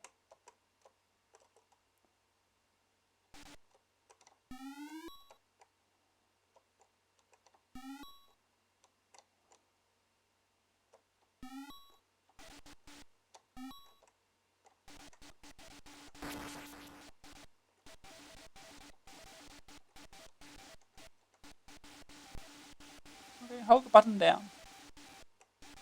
That sounds perfectly normal. Oh.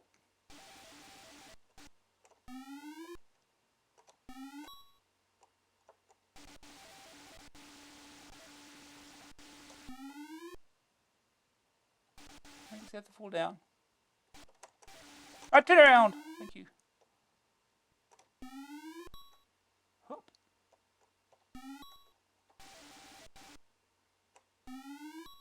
Hop.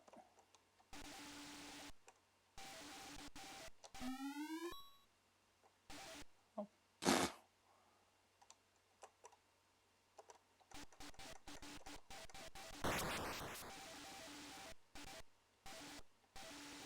To go up or to the right? Oh.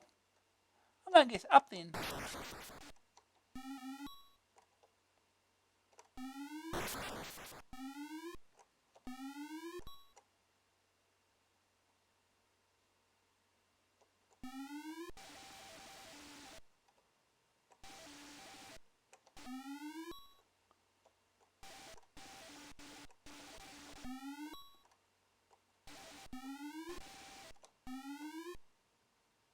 Game over.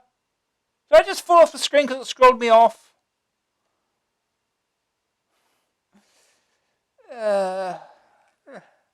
Wonderful. Try again.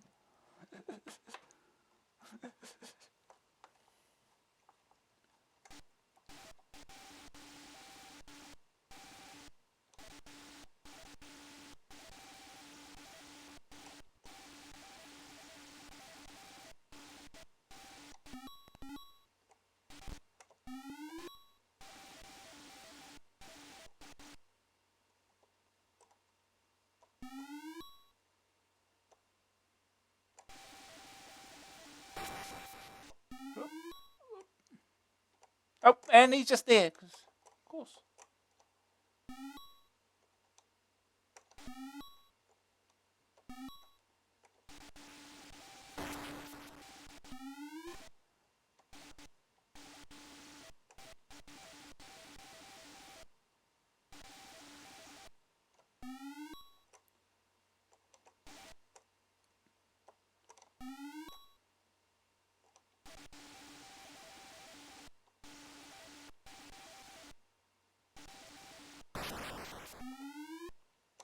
Do that. There you go. Let's go up.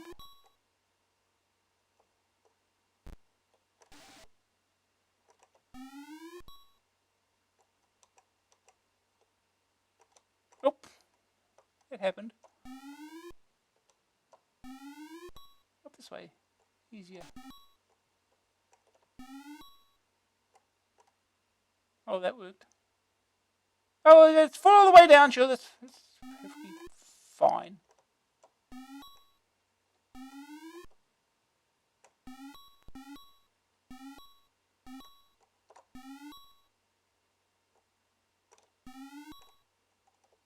Another thing there. Oh, wonderful.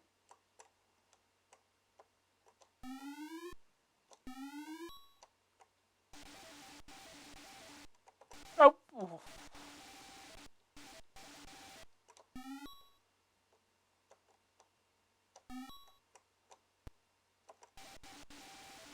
What was that?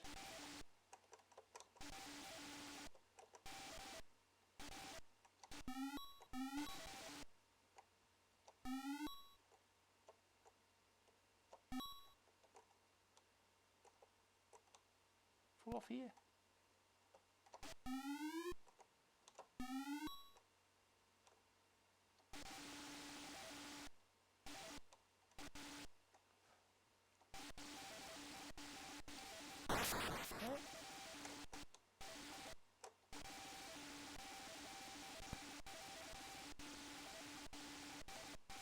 Whoa, ready for that. Into stage 1.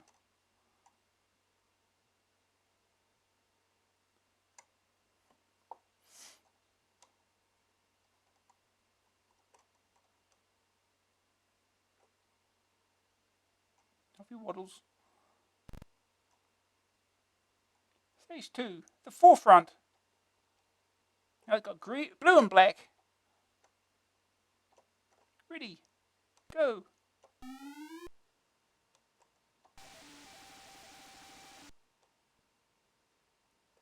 Jumping down at some point.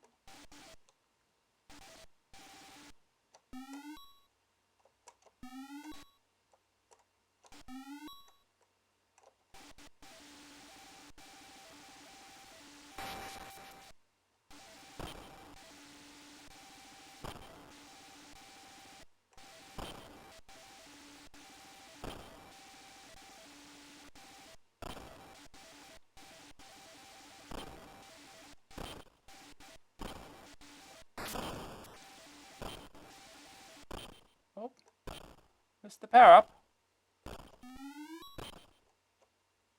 Oh, can't do that, huh?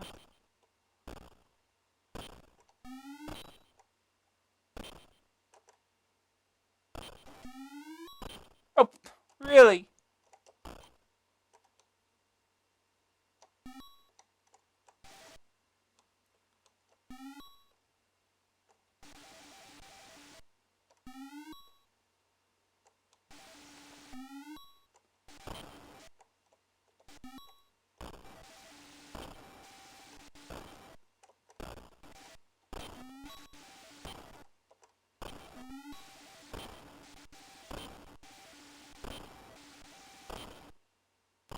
That doesn't work, huh?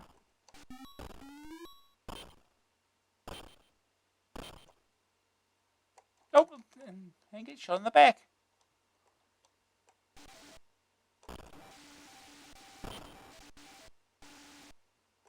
Oh, I died by something. Now it's hard to tell what is a platform, what isn't. And this dude's there.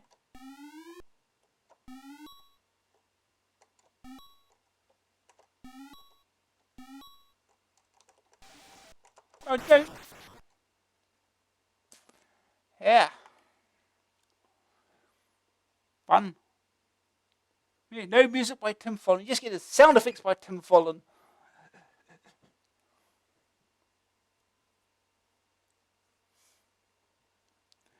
Yeah. That was a game.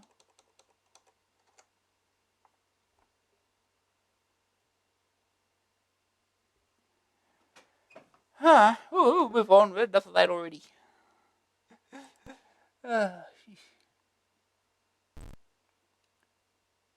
Next game. Next game is Uridium by Houston, 199 cassette. Joystick keys. The solar system, you'll no doubt be surprised to find, is under attack yet again. Some little aliens have placed huge dreadnoughts around the 15 planets in your corner of the galaxy. Mineral resources are being drained from the core of the planets. This is considered naughty by the populations of the worlds. Some heroic person must get up there and stop them, and you're the one to do it. You climb into the seat of your Manta-class space fighter and head for the first of the dreadnoughts. Each dreadnought is one screen high and several wide, as you fly across the surface of the huge ship that scrolls horizontally beneath you. Aliens sweep in from both sides of the screen to destroy anyone coming too near. To knock out a dreadnought, you have to first destroy the aliens flying across the surface and blast any ground targets that you come across. Take care with meteor shields and communication aerials, though, because your ship explodes on impact. When everything has been blasted and land now message appears, and you just touch down and gain loads of points and go to the next dreadnought. There's not much colour, everything's in 2 colours, but they do change from level to level. The graphics are detailed and the horizontal scrolling fast. A wonderful tune plays on the tile screen and the sound effects are pretty good too. The plot may not be very sophisticated, you fly around and blast away at things, but there is a certain element of satisfaction when you destroy a dreadnought. Great value for money. First day target, destroy 3 dreadnoughts. Second opinion, I found the Homers made this a very difficult game, but fortunately Iridium has that elusive quality that makes you come back to it again and again. Green screen, no problem. The verdict, graphics 57%, fast horizontal scrolling. Colour could have been used better, or more. Sonics 56%, brilliant title tune, adequate effects. Grab factor 58%, plenty to blast and little to think about. Frustrating having to completely restart a level when your ship is destroyed. Staying power 54%, 15 dreadnoughts to destroy. AI rating 68%, good old fashioned shoot 'em up. Ah.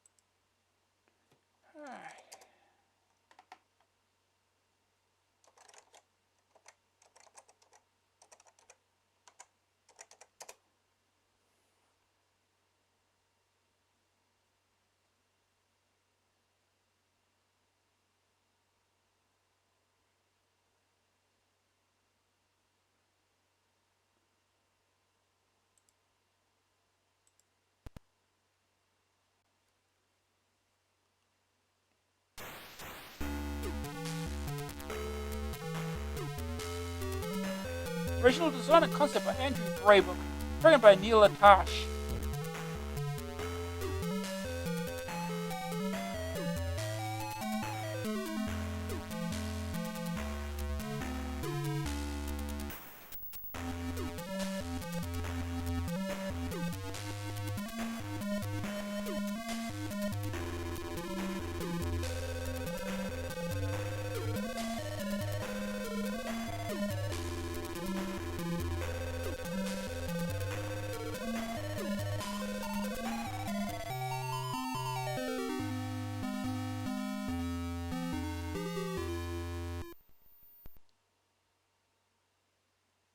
Okay, that's it. Whatever. Come on, let's go.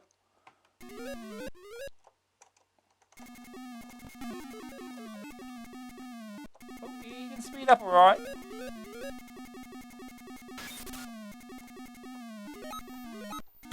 Oh. Oh, that was handy.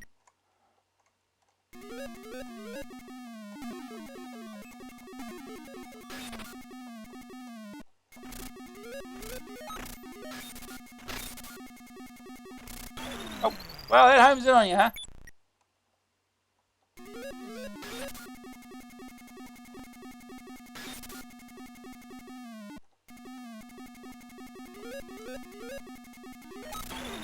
Oh, that's solid. That'd been nice to know beforehand. Try again.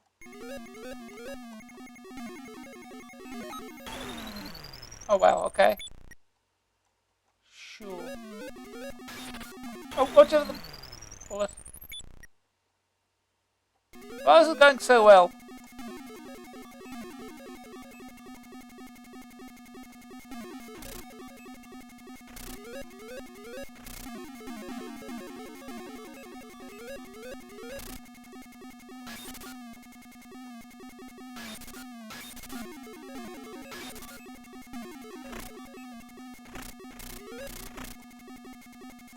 Oh, I ran right into that again. I missed a great score!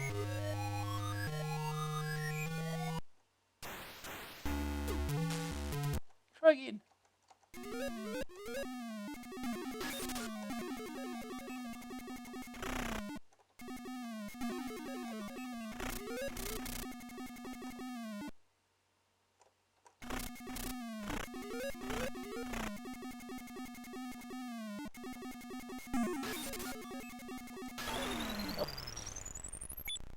Wonderful.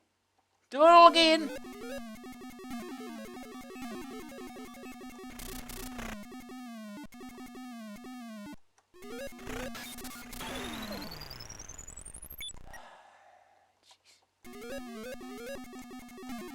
This is hard!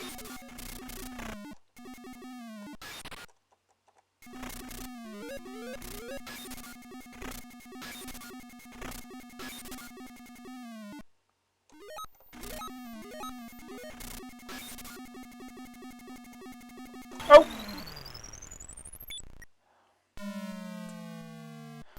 Gotta have obstacles!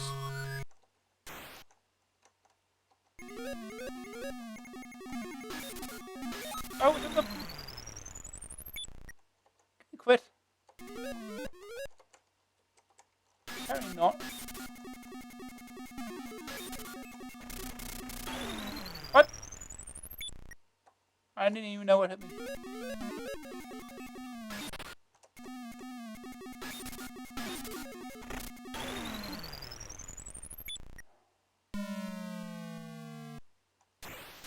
Try again. What?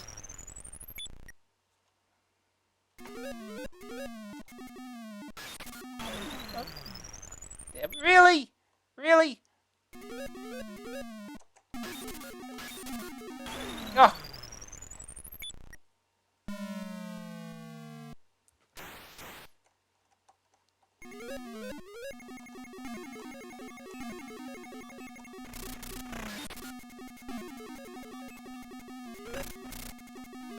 Okay.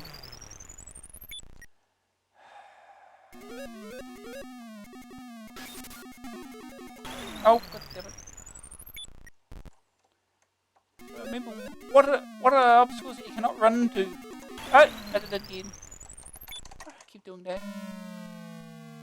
Try to avoid things and you turn into something else. Or you just shot at point blank range, because that's fair.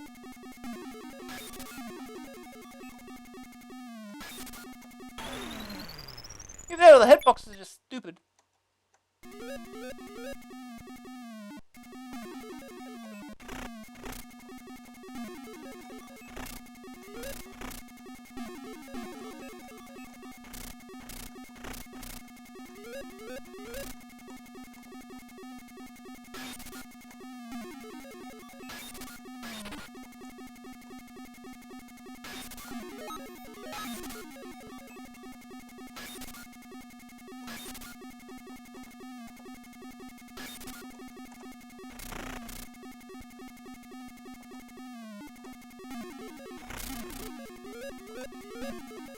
Ah!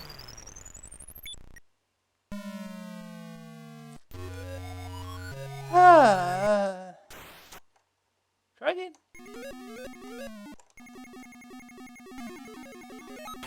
Oh, really? It just spawned it right on top of you. I can't avoid anything. Just run into the thing. Let's try again.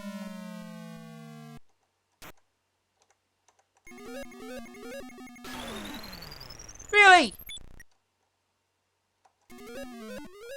Really, what are you supposed to do?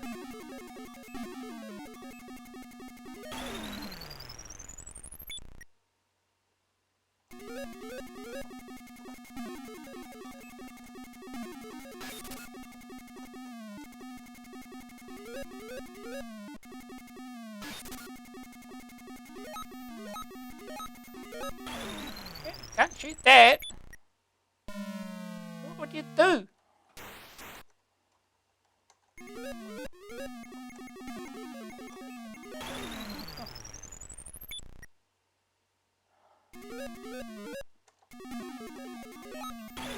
What? Very brutal.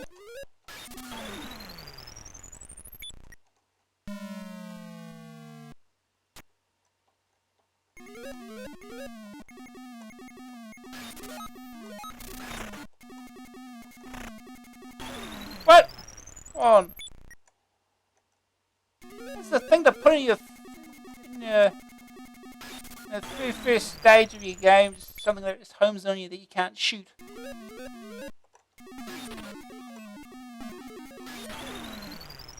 don't even know what hit me.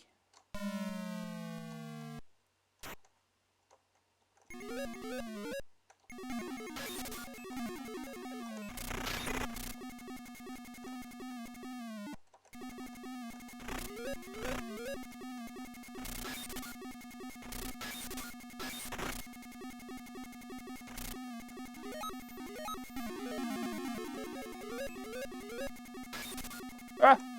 After me. Oh, there's a wall there. Hey, you do it all again.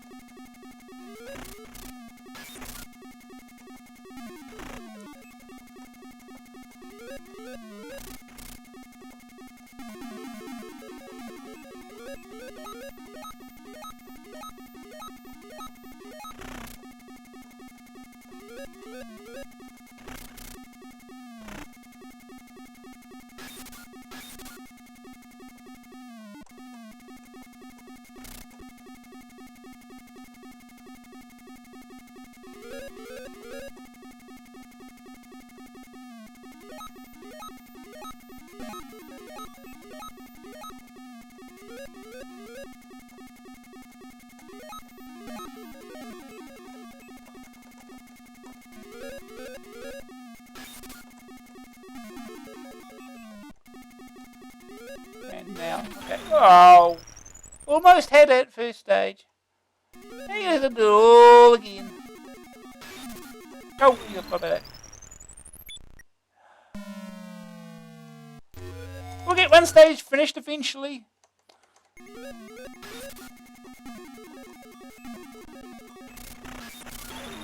Oh, really?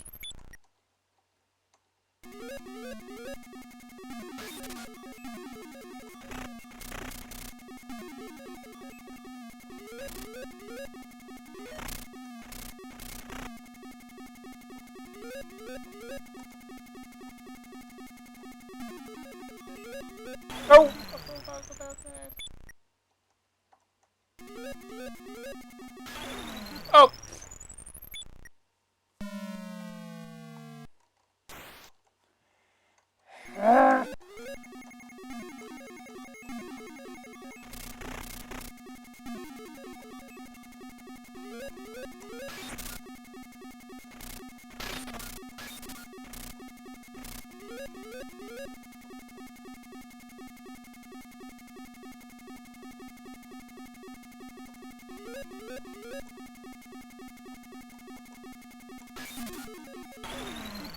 Really?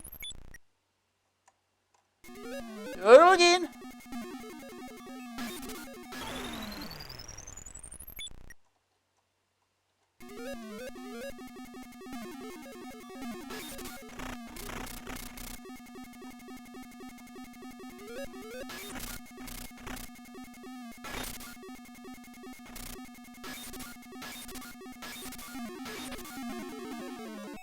Oh, it's a mistake.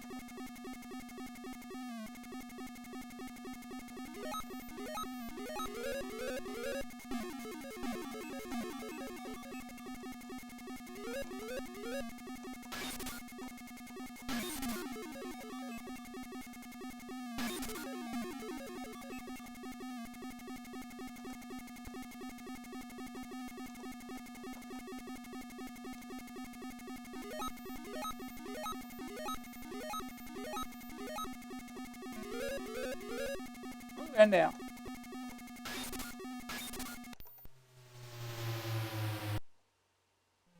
Goodness, defense is penetrated. Alright, second stage.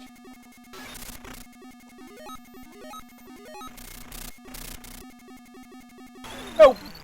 Ow.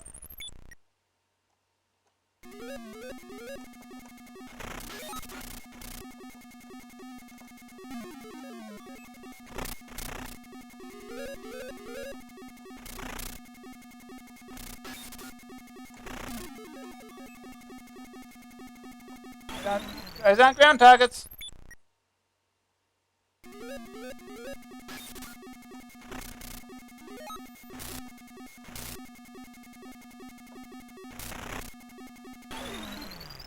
Wow. Not quite 10,000 points.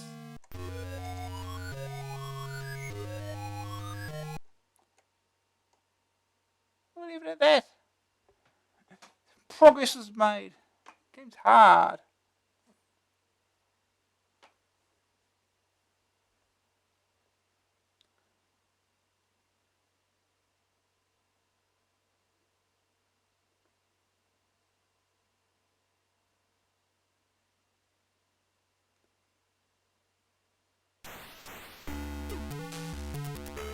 Alright, move on.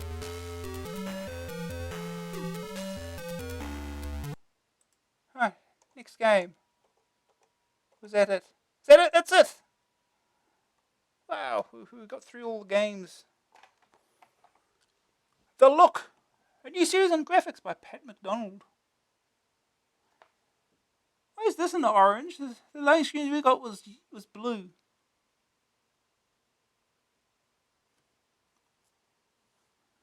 In Mode 0, pretty but coarse resolution, and Mode 1, fewer colours, higher class.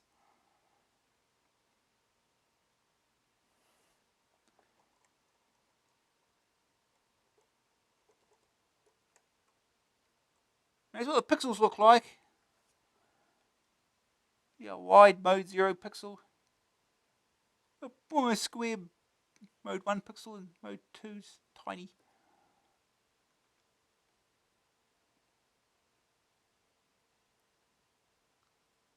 Try using Mode 1 and Mode 0. It's not so straightforward this time, is it? Yeah. Catch next month's Look for an explanation. Coming soon, a gallery of your artwork. If you've drawn any graphics on a CPC, send us a tape or disc. Don't forget to enclose an SAE if you want it back. Oh. Hey, art. Art section's coming. Stereo for your CPC. We know how valiantly Amstrad's attempt to entertain us with the efforts at sound. We all wish secretly it was a little better. The puny loudspeaker on the machine doesn't help. It's a commonly known fact that small speakers don't reproduce bass sounds at all well. Yes, putting the standard mono sound through a bigger speaker isn't the best solution, however. The way to go is to take the stereo output from an Amstrad, amplify it, and send it to the two different speakers. This results in much richer sound. There are commercial equivalents of this device. The £30 Siren Software Sound Blaster springs to mind, see AA23, but they cost an awful lot. So here's a project that lets you appreciate CPC sound as opposed to cursing it. Yeah, this is what it's going to look like. Kinda.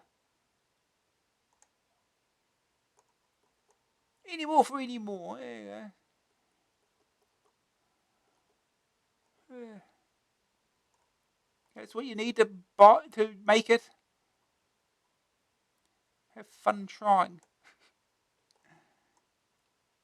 Type-ins. Anatomy of a type-in. Writing games is not just a matter of capable programming. It requires good ideas on which good games can be based to make them fun to play. Each game needs a good story to illustrate it. I'd long been trying to produce a maze-based Pac-Man style game, but couldn't solve the problem of collision detection. I had to stop my controlled character walking through maze walls. Then I spotted a short machine code routine by RPM, that's Richard Montero, of Sainted Memory, and it was an AA22 id. This identified character is printed on the screen. I was away!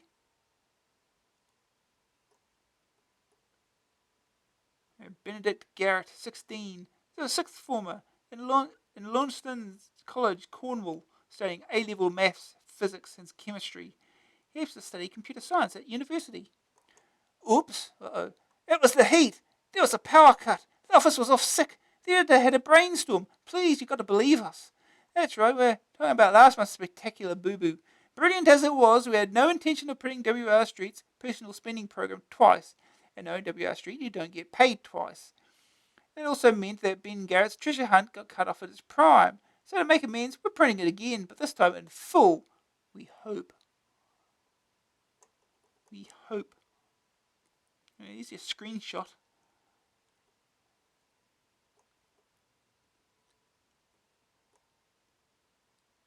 Magic. Magic sets up an RSX command that can be used to replace any particular data byte in screen memory with a different byte. This can be used to create some novel effects on graphic screens. It has been written like the real-time clock by Simon Payne, who lives in Blackpool. Program notes. This program is a little out of the ordinary because it was written after the author had seen an Archimedes art program which had a similar feature. Here, have some money. Send us your listings and not only do you stand a very good chance of getting in print in your favourite magazine, you can also earn yourself £100. Every type-in we publish is paid for, and £10 is the absolute minimum. So what are you waiting for? Send your tape or disc, and a printout if you can, to type-ins. And here's a few tips you may find useful. Send only your own original unpublished work. Use lowercase, not capitals, for variable names. Rem statements make the program easier to understand.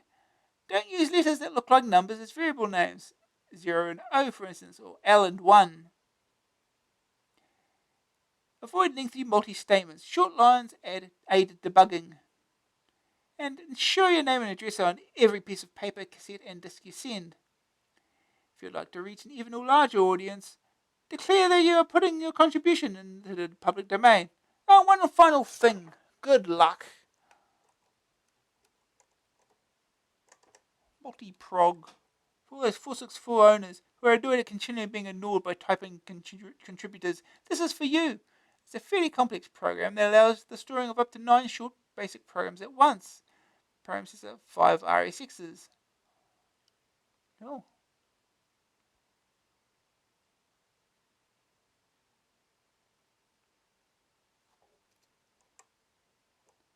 Program notes, it's a fairly conventional machine code loader. Yeah. Real-time clock. Oh, here's your real-time clock. Trapper. This is another version of the classic bike game of Tron. 2 players, each guide a different coloured track around the screen. They have to try and crash the other player into a bike trail. J. Fox Geen wrote this program. Player 1 uses Z and X to turn left and right. Player 2 uses the angle brackets.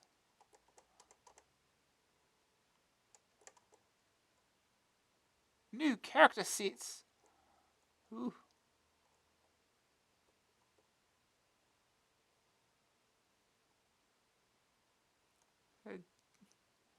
Double high underline attack. Horror army thin and thick. Oh, army.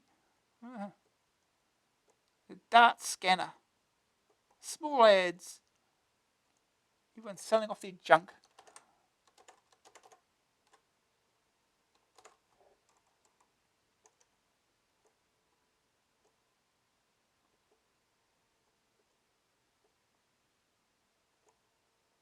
The Pilgrim, a special report on the state of CPC adventuring. Welcome, weary traveller, whether thou hast been dallying in the hall of the Mountain King, tarrying a while with damsels fair, or simply propping up a wall in lesser Codhampton Berks. Come now into these pages with a clear heart and breathless anticipation of software houses and adventure plans for 988.89. Do they include us CPC owners? Ye clue pot for those who be stucky. Ye lords and ladies of adventure for those who be truly stucky. And up to the nickies in itty. And ye pilg programming wherein those with grey cells have to get them working. Okay. Software 989, CPC or bust.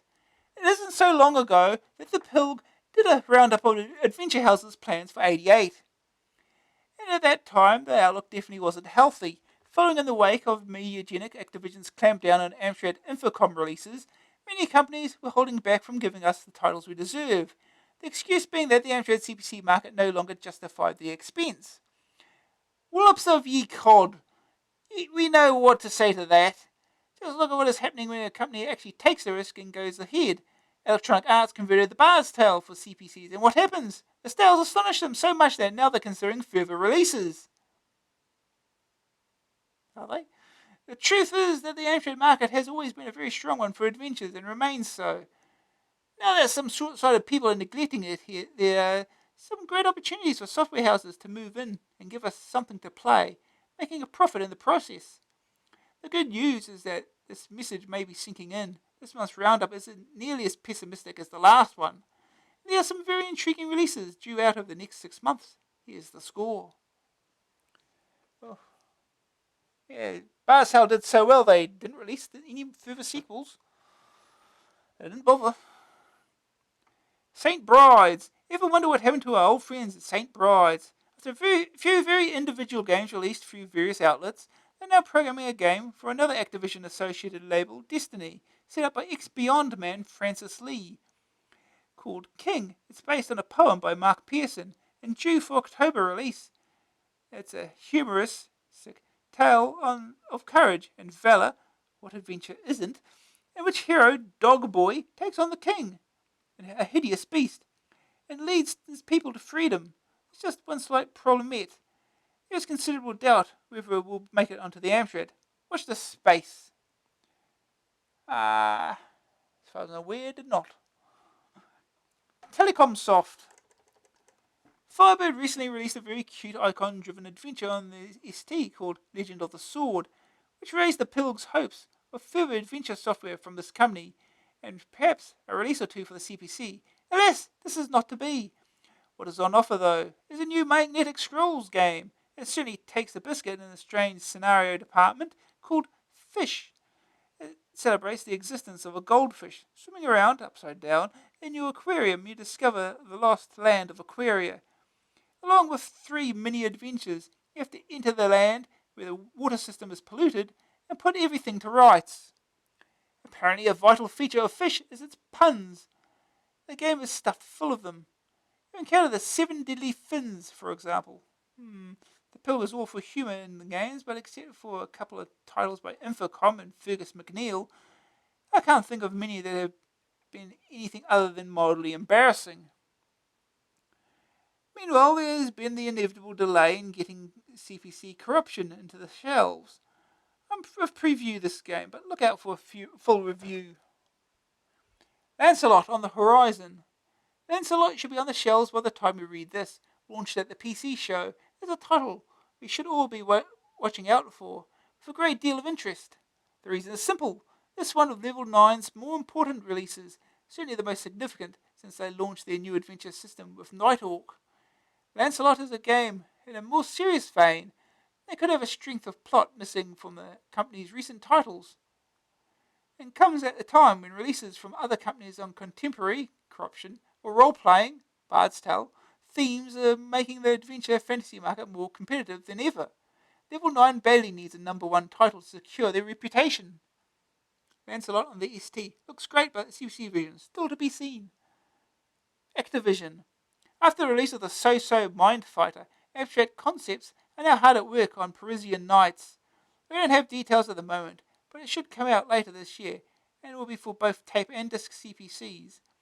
Expect some great graphics, and hopefully some tweaks to the adventure system. Mind Fighter wasn't universally popular. The Pilg found it okay with 1 or 2 flaws, but fellow Pilgs should remember that it was AC's first release, and they are bound to learn from experience. More news on Parisian Nights as we get it. Level 9. Hats off to a company who may have had to resign a portion of their reputation in favour of newcomers Magnetic Scrolls, but who are now the only major adventure software house giving full support to the Amstrad owners. Yeah! Apart from Lancelot, we also promised Ingrid's back. See news story in last month's column. Pete Austin goes further and says the good news for Amstrad owners is that we're now publishing ourselves, as well as through Mandarin, and we shall be putting out 4 titles a year, all of which are to be fully compatible with tape and disc CPCs. Give them a big hand, or Gromain. The S again is silent. Level 9's next release after Ingrid's back is still a closely guarded secret, but the Pilg was able to ascertain that it's set in the 1950s as a serious adventure, a moody piece, reports Pete. And for a pilgrim who's just a little fed up with Level 9's reliance on fantasy rather than simply on fiction, this sounds encouraging. Incentive. In the old JC days, Incentive were quite active in supporting the Arnold market. Unfortunately, the games were of questionable quality. Not poor by any means, but not earth-shakers either. They also started off rather expensive for games produced using a utility, and because of GAC, suffered further by looking and playing in a similar fashion. Sadly, however, the talk of an advanced GAC turned into STAC, for the ST only. And since then, the release of CPC games has dried up. Speaking of the company, Ian Andrews said that we will still release an adventure game for the Amstrad if it was exceptional. Some hope then. Mandarin. The pillar called Mandarin on the hop, it seems. There are no published plans for CPC adventures after Lancelot. But the message coming through loud and clear was that this is simply cloak and dagger policy, and that the company are even now rolling into action. Expect more Amstrad games from this label, whose message is there are a lot of you out there, and we want to support you. I'm sure they will, and look forward to seeing what you've got to offer. After Time and Magic and Lancelot, they have a high standard to keep up. Origin Systems. This company may not be known to fellow Pilgs, but I've included it because they've just released the superlative Ultima 5 for the PC and C64, and I was hoping they would be doing an Amstrad conversion. They're not. The problem here is a common one and becoming increasingly prevalent in the UK. Origin, like Activision, Electronic Arts, and Microprose, source a lot of their product in the States. There are no Amstrads in the States to speak of, so we don't get no games, okay? No, it's not okay. It's understandable that an American programming outfit may not see any profit in supporting a minority machine in a small country across the sea, but there's no reason why the companies concerned can't give the conversion work to a team of British programmers. Come on, lads, EA did it with the Bard's Tale, so why not an Amstrad Ultima? It would sell and sell. We did eventually get one game by Origin. Just the one. I think it got reviewed, but we'll probably see it eventually, but it's a couple of years off, I think. They did release Times of Law. And that's it, I think. That's all they did. The pill of programming lives. First, a grovelling apology to all programming fans who've missed the series over the last 3 issues. The sad truth is that we never have all the time for all the things we want to do, or the space to fit them all in. From now on, we'll be running our adventure programming course in every issue, and printing new routines to add to your adventure as often as space permits. However, unlike other programming series, we won't simply be giving you lines of code to type in. Instead, we'll be designing command modules that you can easily adapt for use in your own programs. Here's how it works. Or as planned to. Oh.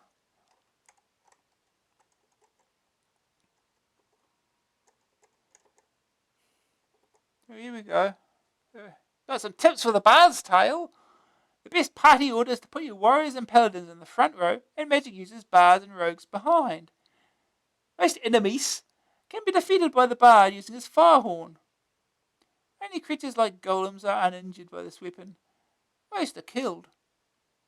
It is best not to go into a dungeon unless your group is well armed. If you don't have access to a conjurer to deactivate traps to use the rogue.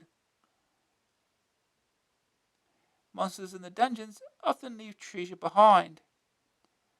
Wait until you reach the higher levels before taking on more than 2 groups at once, especially if they include orcs, golems, or barbarians. If you need money, pull your money to one character and remove the rest. Get a new set of characters and pull the gold to the original character. Do this several times and you'll have loads of money. Then use the merger program to recreate your original party with the surviving one with the money. Spend your money on equipping the first 3 characters in order with the best weapons and armor, as they are usually the ones who take the most punishment. Don't cast a spell at your own team using 1 to 6 instead of A. The review board is on Trumpet Street above the inn. Get your revenge on Rigel's Revenge. Ooh. Start off by finding and wearing the goggles and examining Elliot. Pull the bars hard, remove suit, wear medikit, press red button, you feel strong, and bend bars. Remove medikit, put all through window, and get out. Push the bed to get the shape, empty stun gun, then buzz off and get the bone. Retrace your steps and give the bone to a dog. Press the green button, jump the gap, go down, and get chased to a crossroads. Press the drip switch in the tank, get the mine detector and wear the headphones.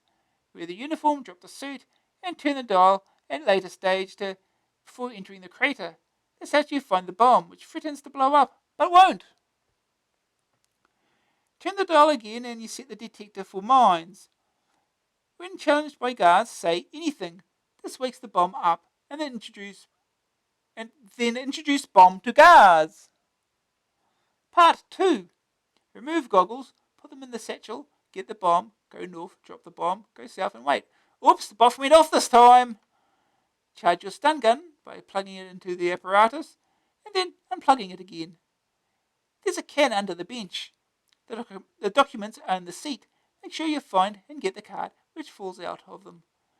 Open and look inside the case found in the dustbin. Later, get past the android by spraying paint on the lens. Because it's paint. So it can't see where it's going. Remember Snowball by level 9? Oh. The flare in the case can be used against the monster. Best of luck with the rest. Best of luck with the rest. More people that will help you with your adventure games. Cheat mode. The best tips, pokes and ploys to make life easier. Got a map for Darkside already.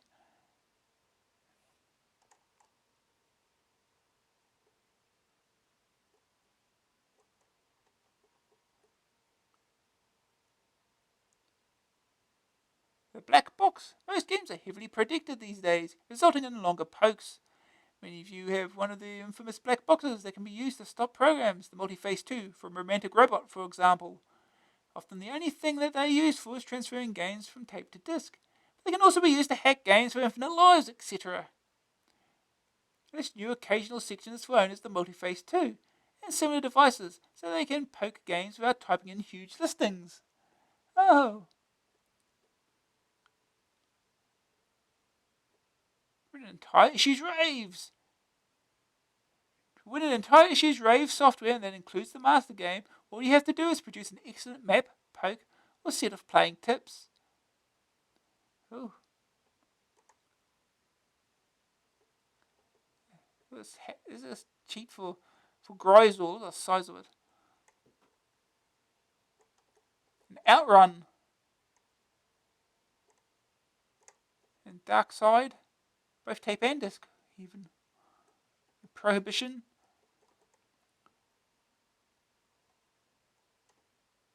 Speedy Soft, the fastest mail order service available.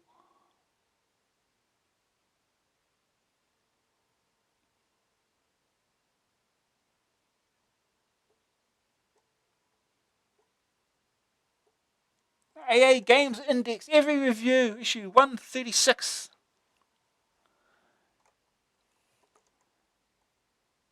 And we've already been through all these, of course.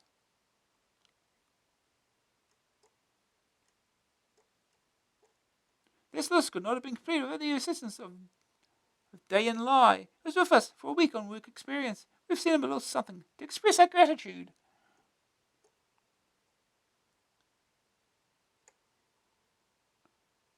Wait, so Dave Thompson's Decathlon was reviewed twice? Why do I not remember playing it twice?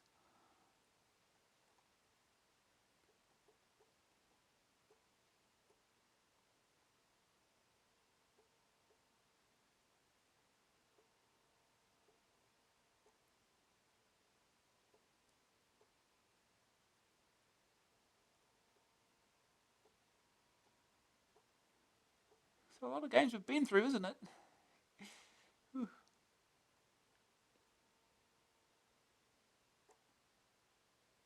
Cheer up, we've got you covered. Oh, look at the face on that mug. So sad.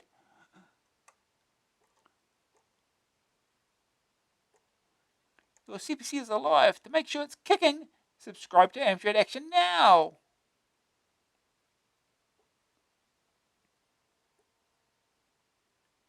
Here, buy these games that we've seen reviewed, except for Road Blasters. It hasn't been reviewed yet. The Capcom coin-op conversion made fierce. If you say so. I mean, this is the same as last issue, so they clearly wrote this before they reviewed it. Charlie Chaplin, a super game for everyone from 7 upwards. Sure. Roadbusters, faster than Outrun. I might be guessing with that, but it's probably a good guess.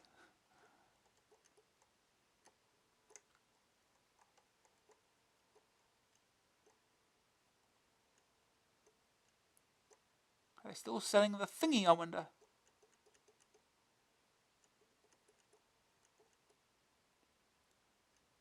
I'm choosing artificial intelligence.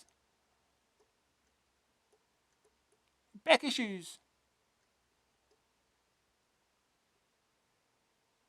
Yeah, there it is, the thingy. Still there. It's white, dangles papers next to your computer screen and costs £2 less than in the shops. It's a thingy bought through Amstrad Action. It's remarkable. Hold your paper up. Discount software from MJC Supplies.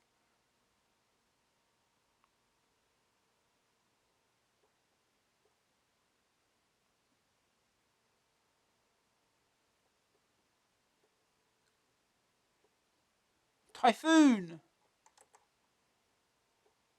Konami Coin-Ops Action.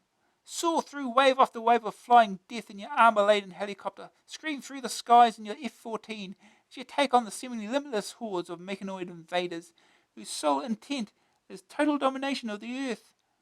The storm is raging as the war is fought in the skies. Typhoon, the Konami Coin-Op, now for your home micro, featuring fast scrolling and 3D, frenzied dogfighting. Accumulate a vast array of deadly weapons, 6 levels of pulse-pounding excitement. Excitement. Each culminating in a devastating adversary.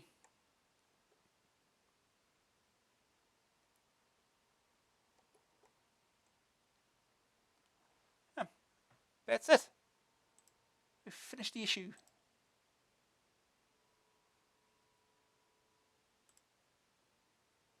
Alright.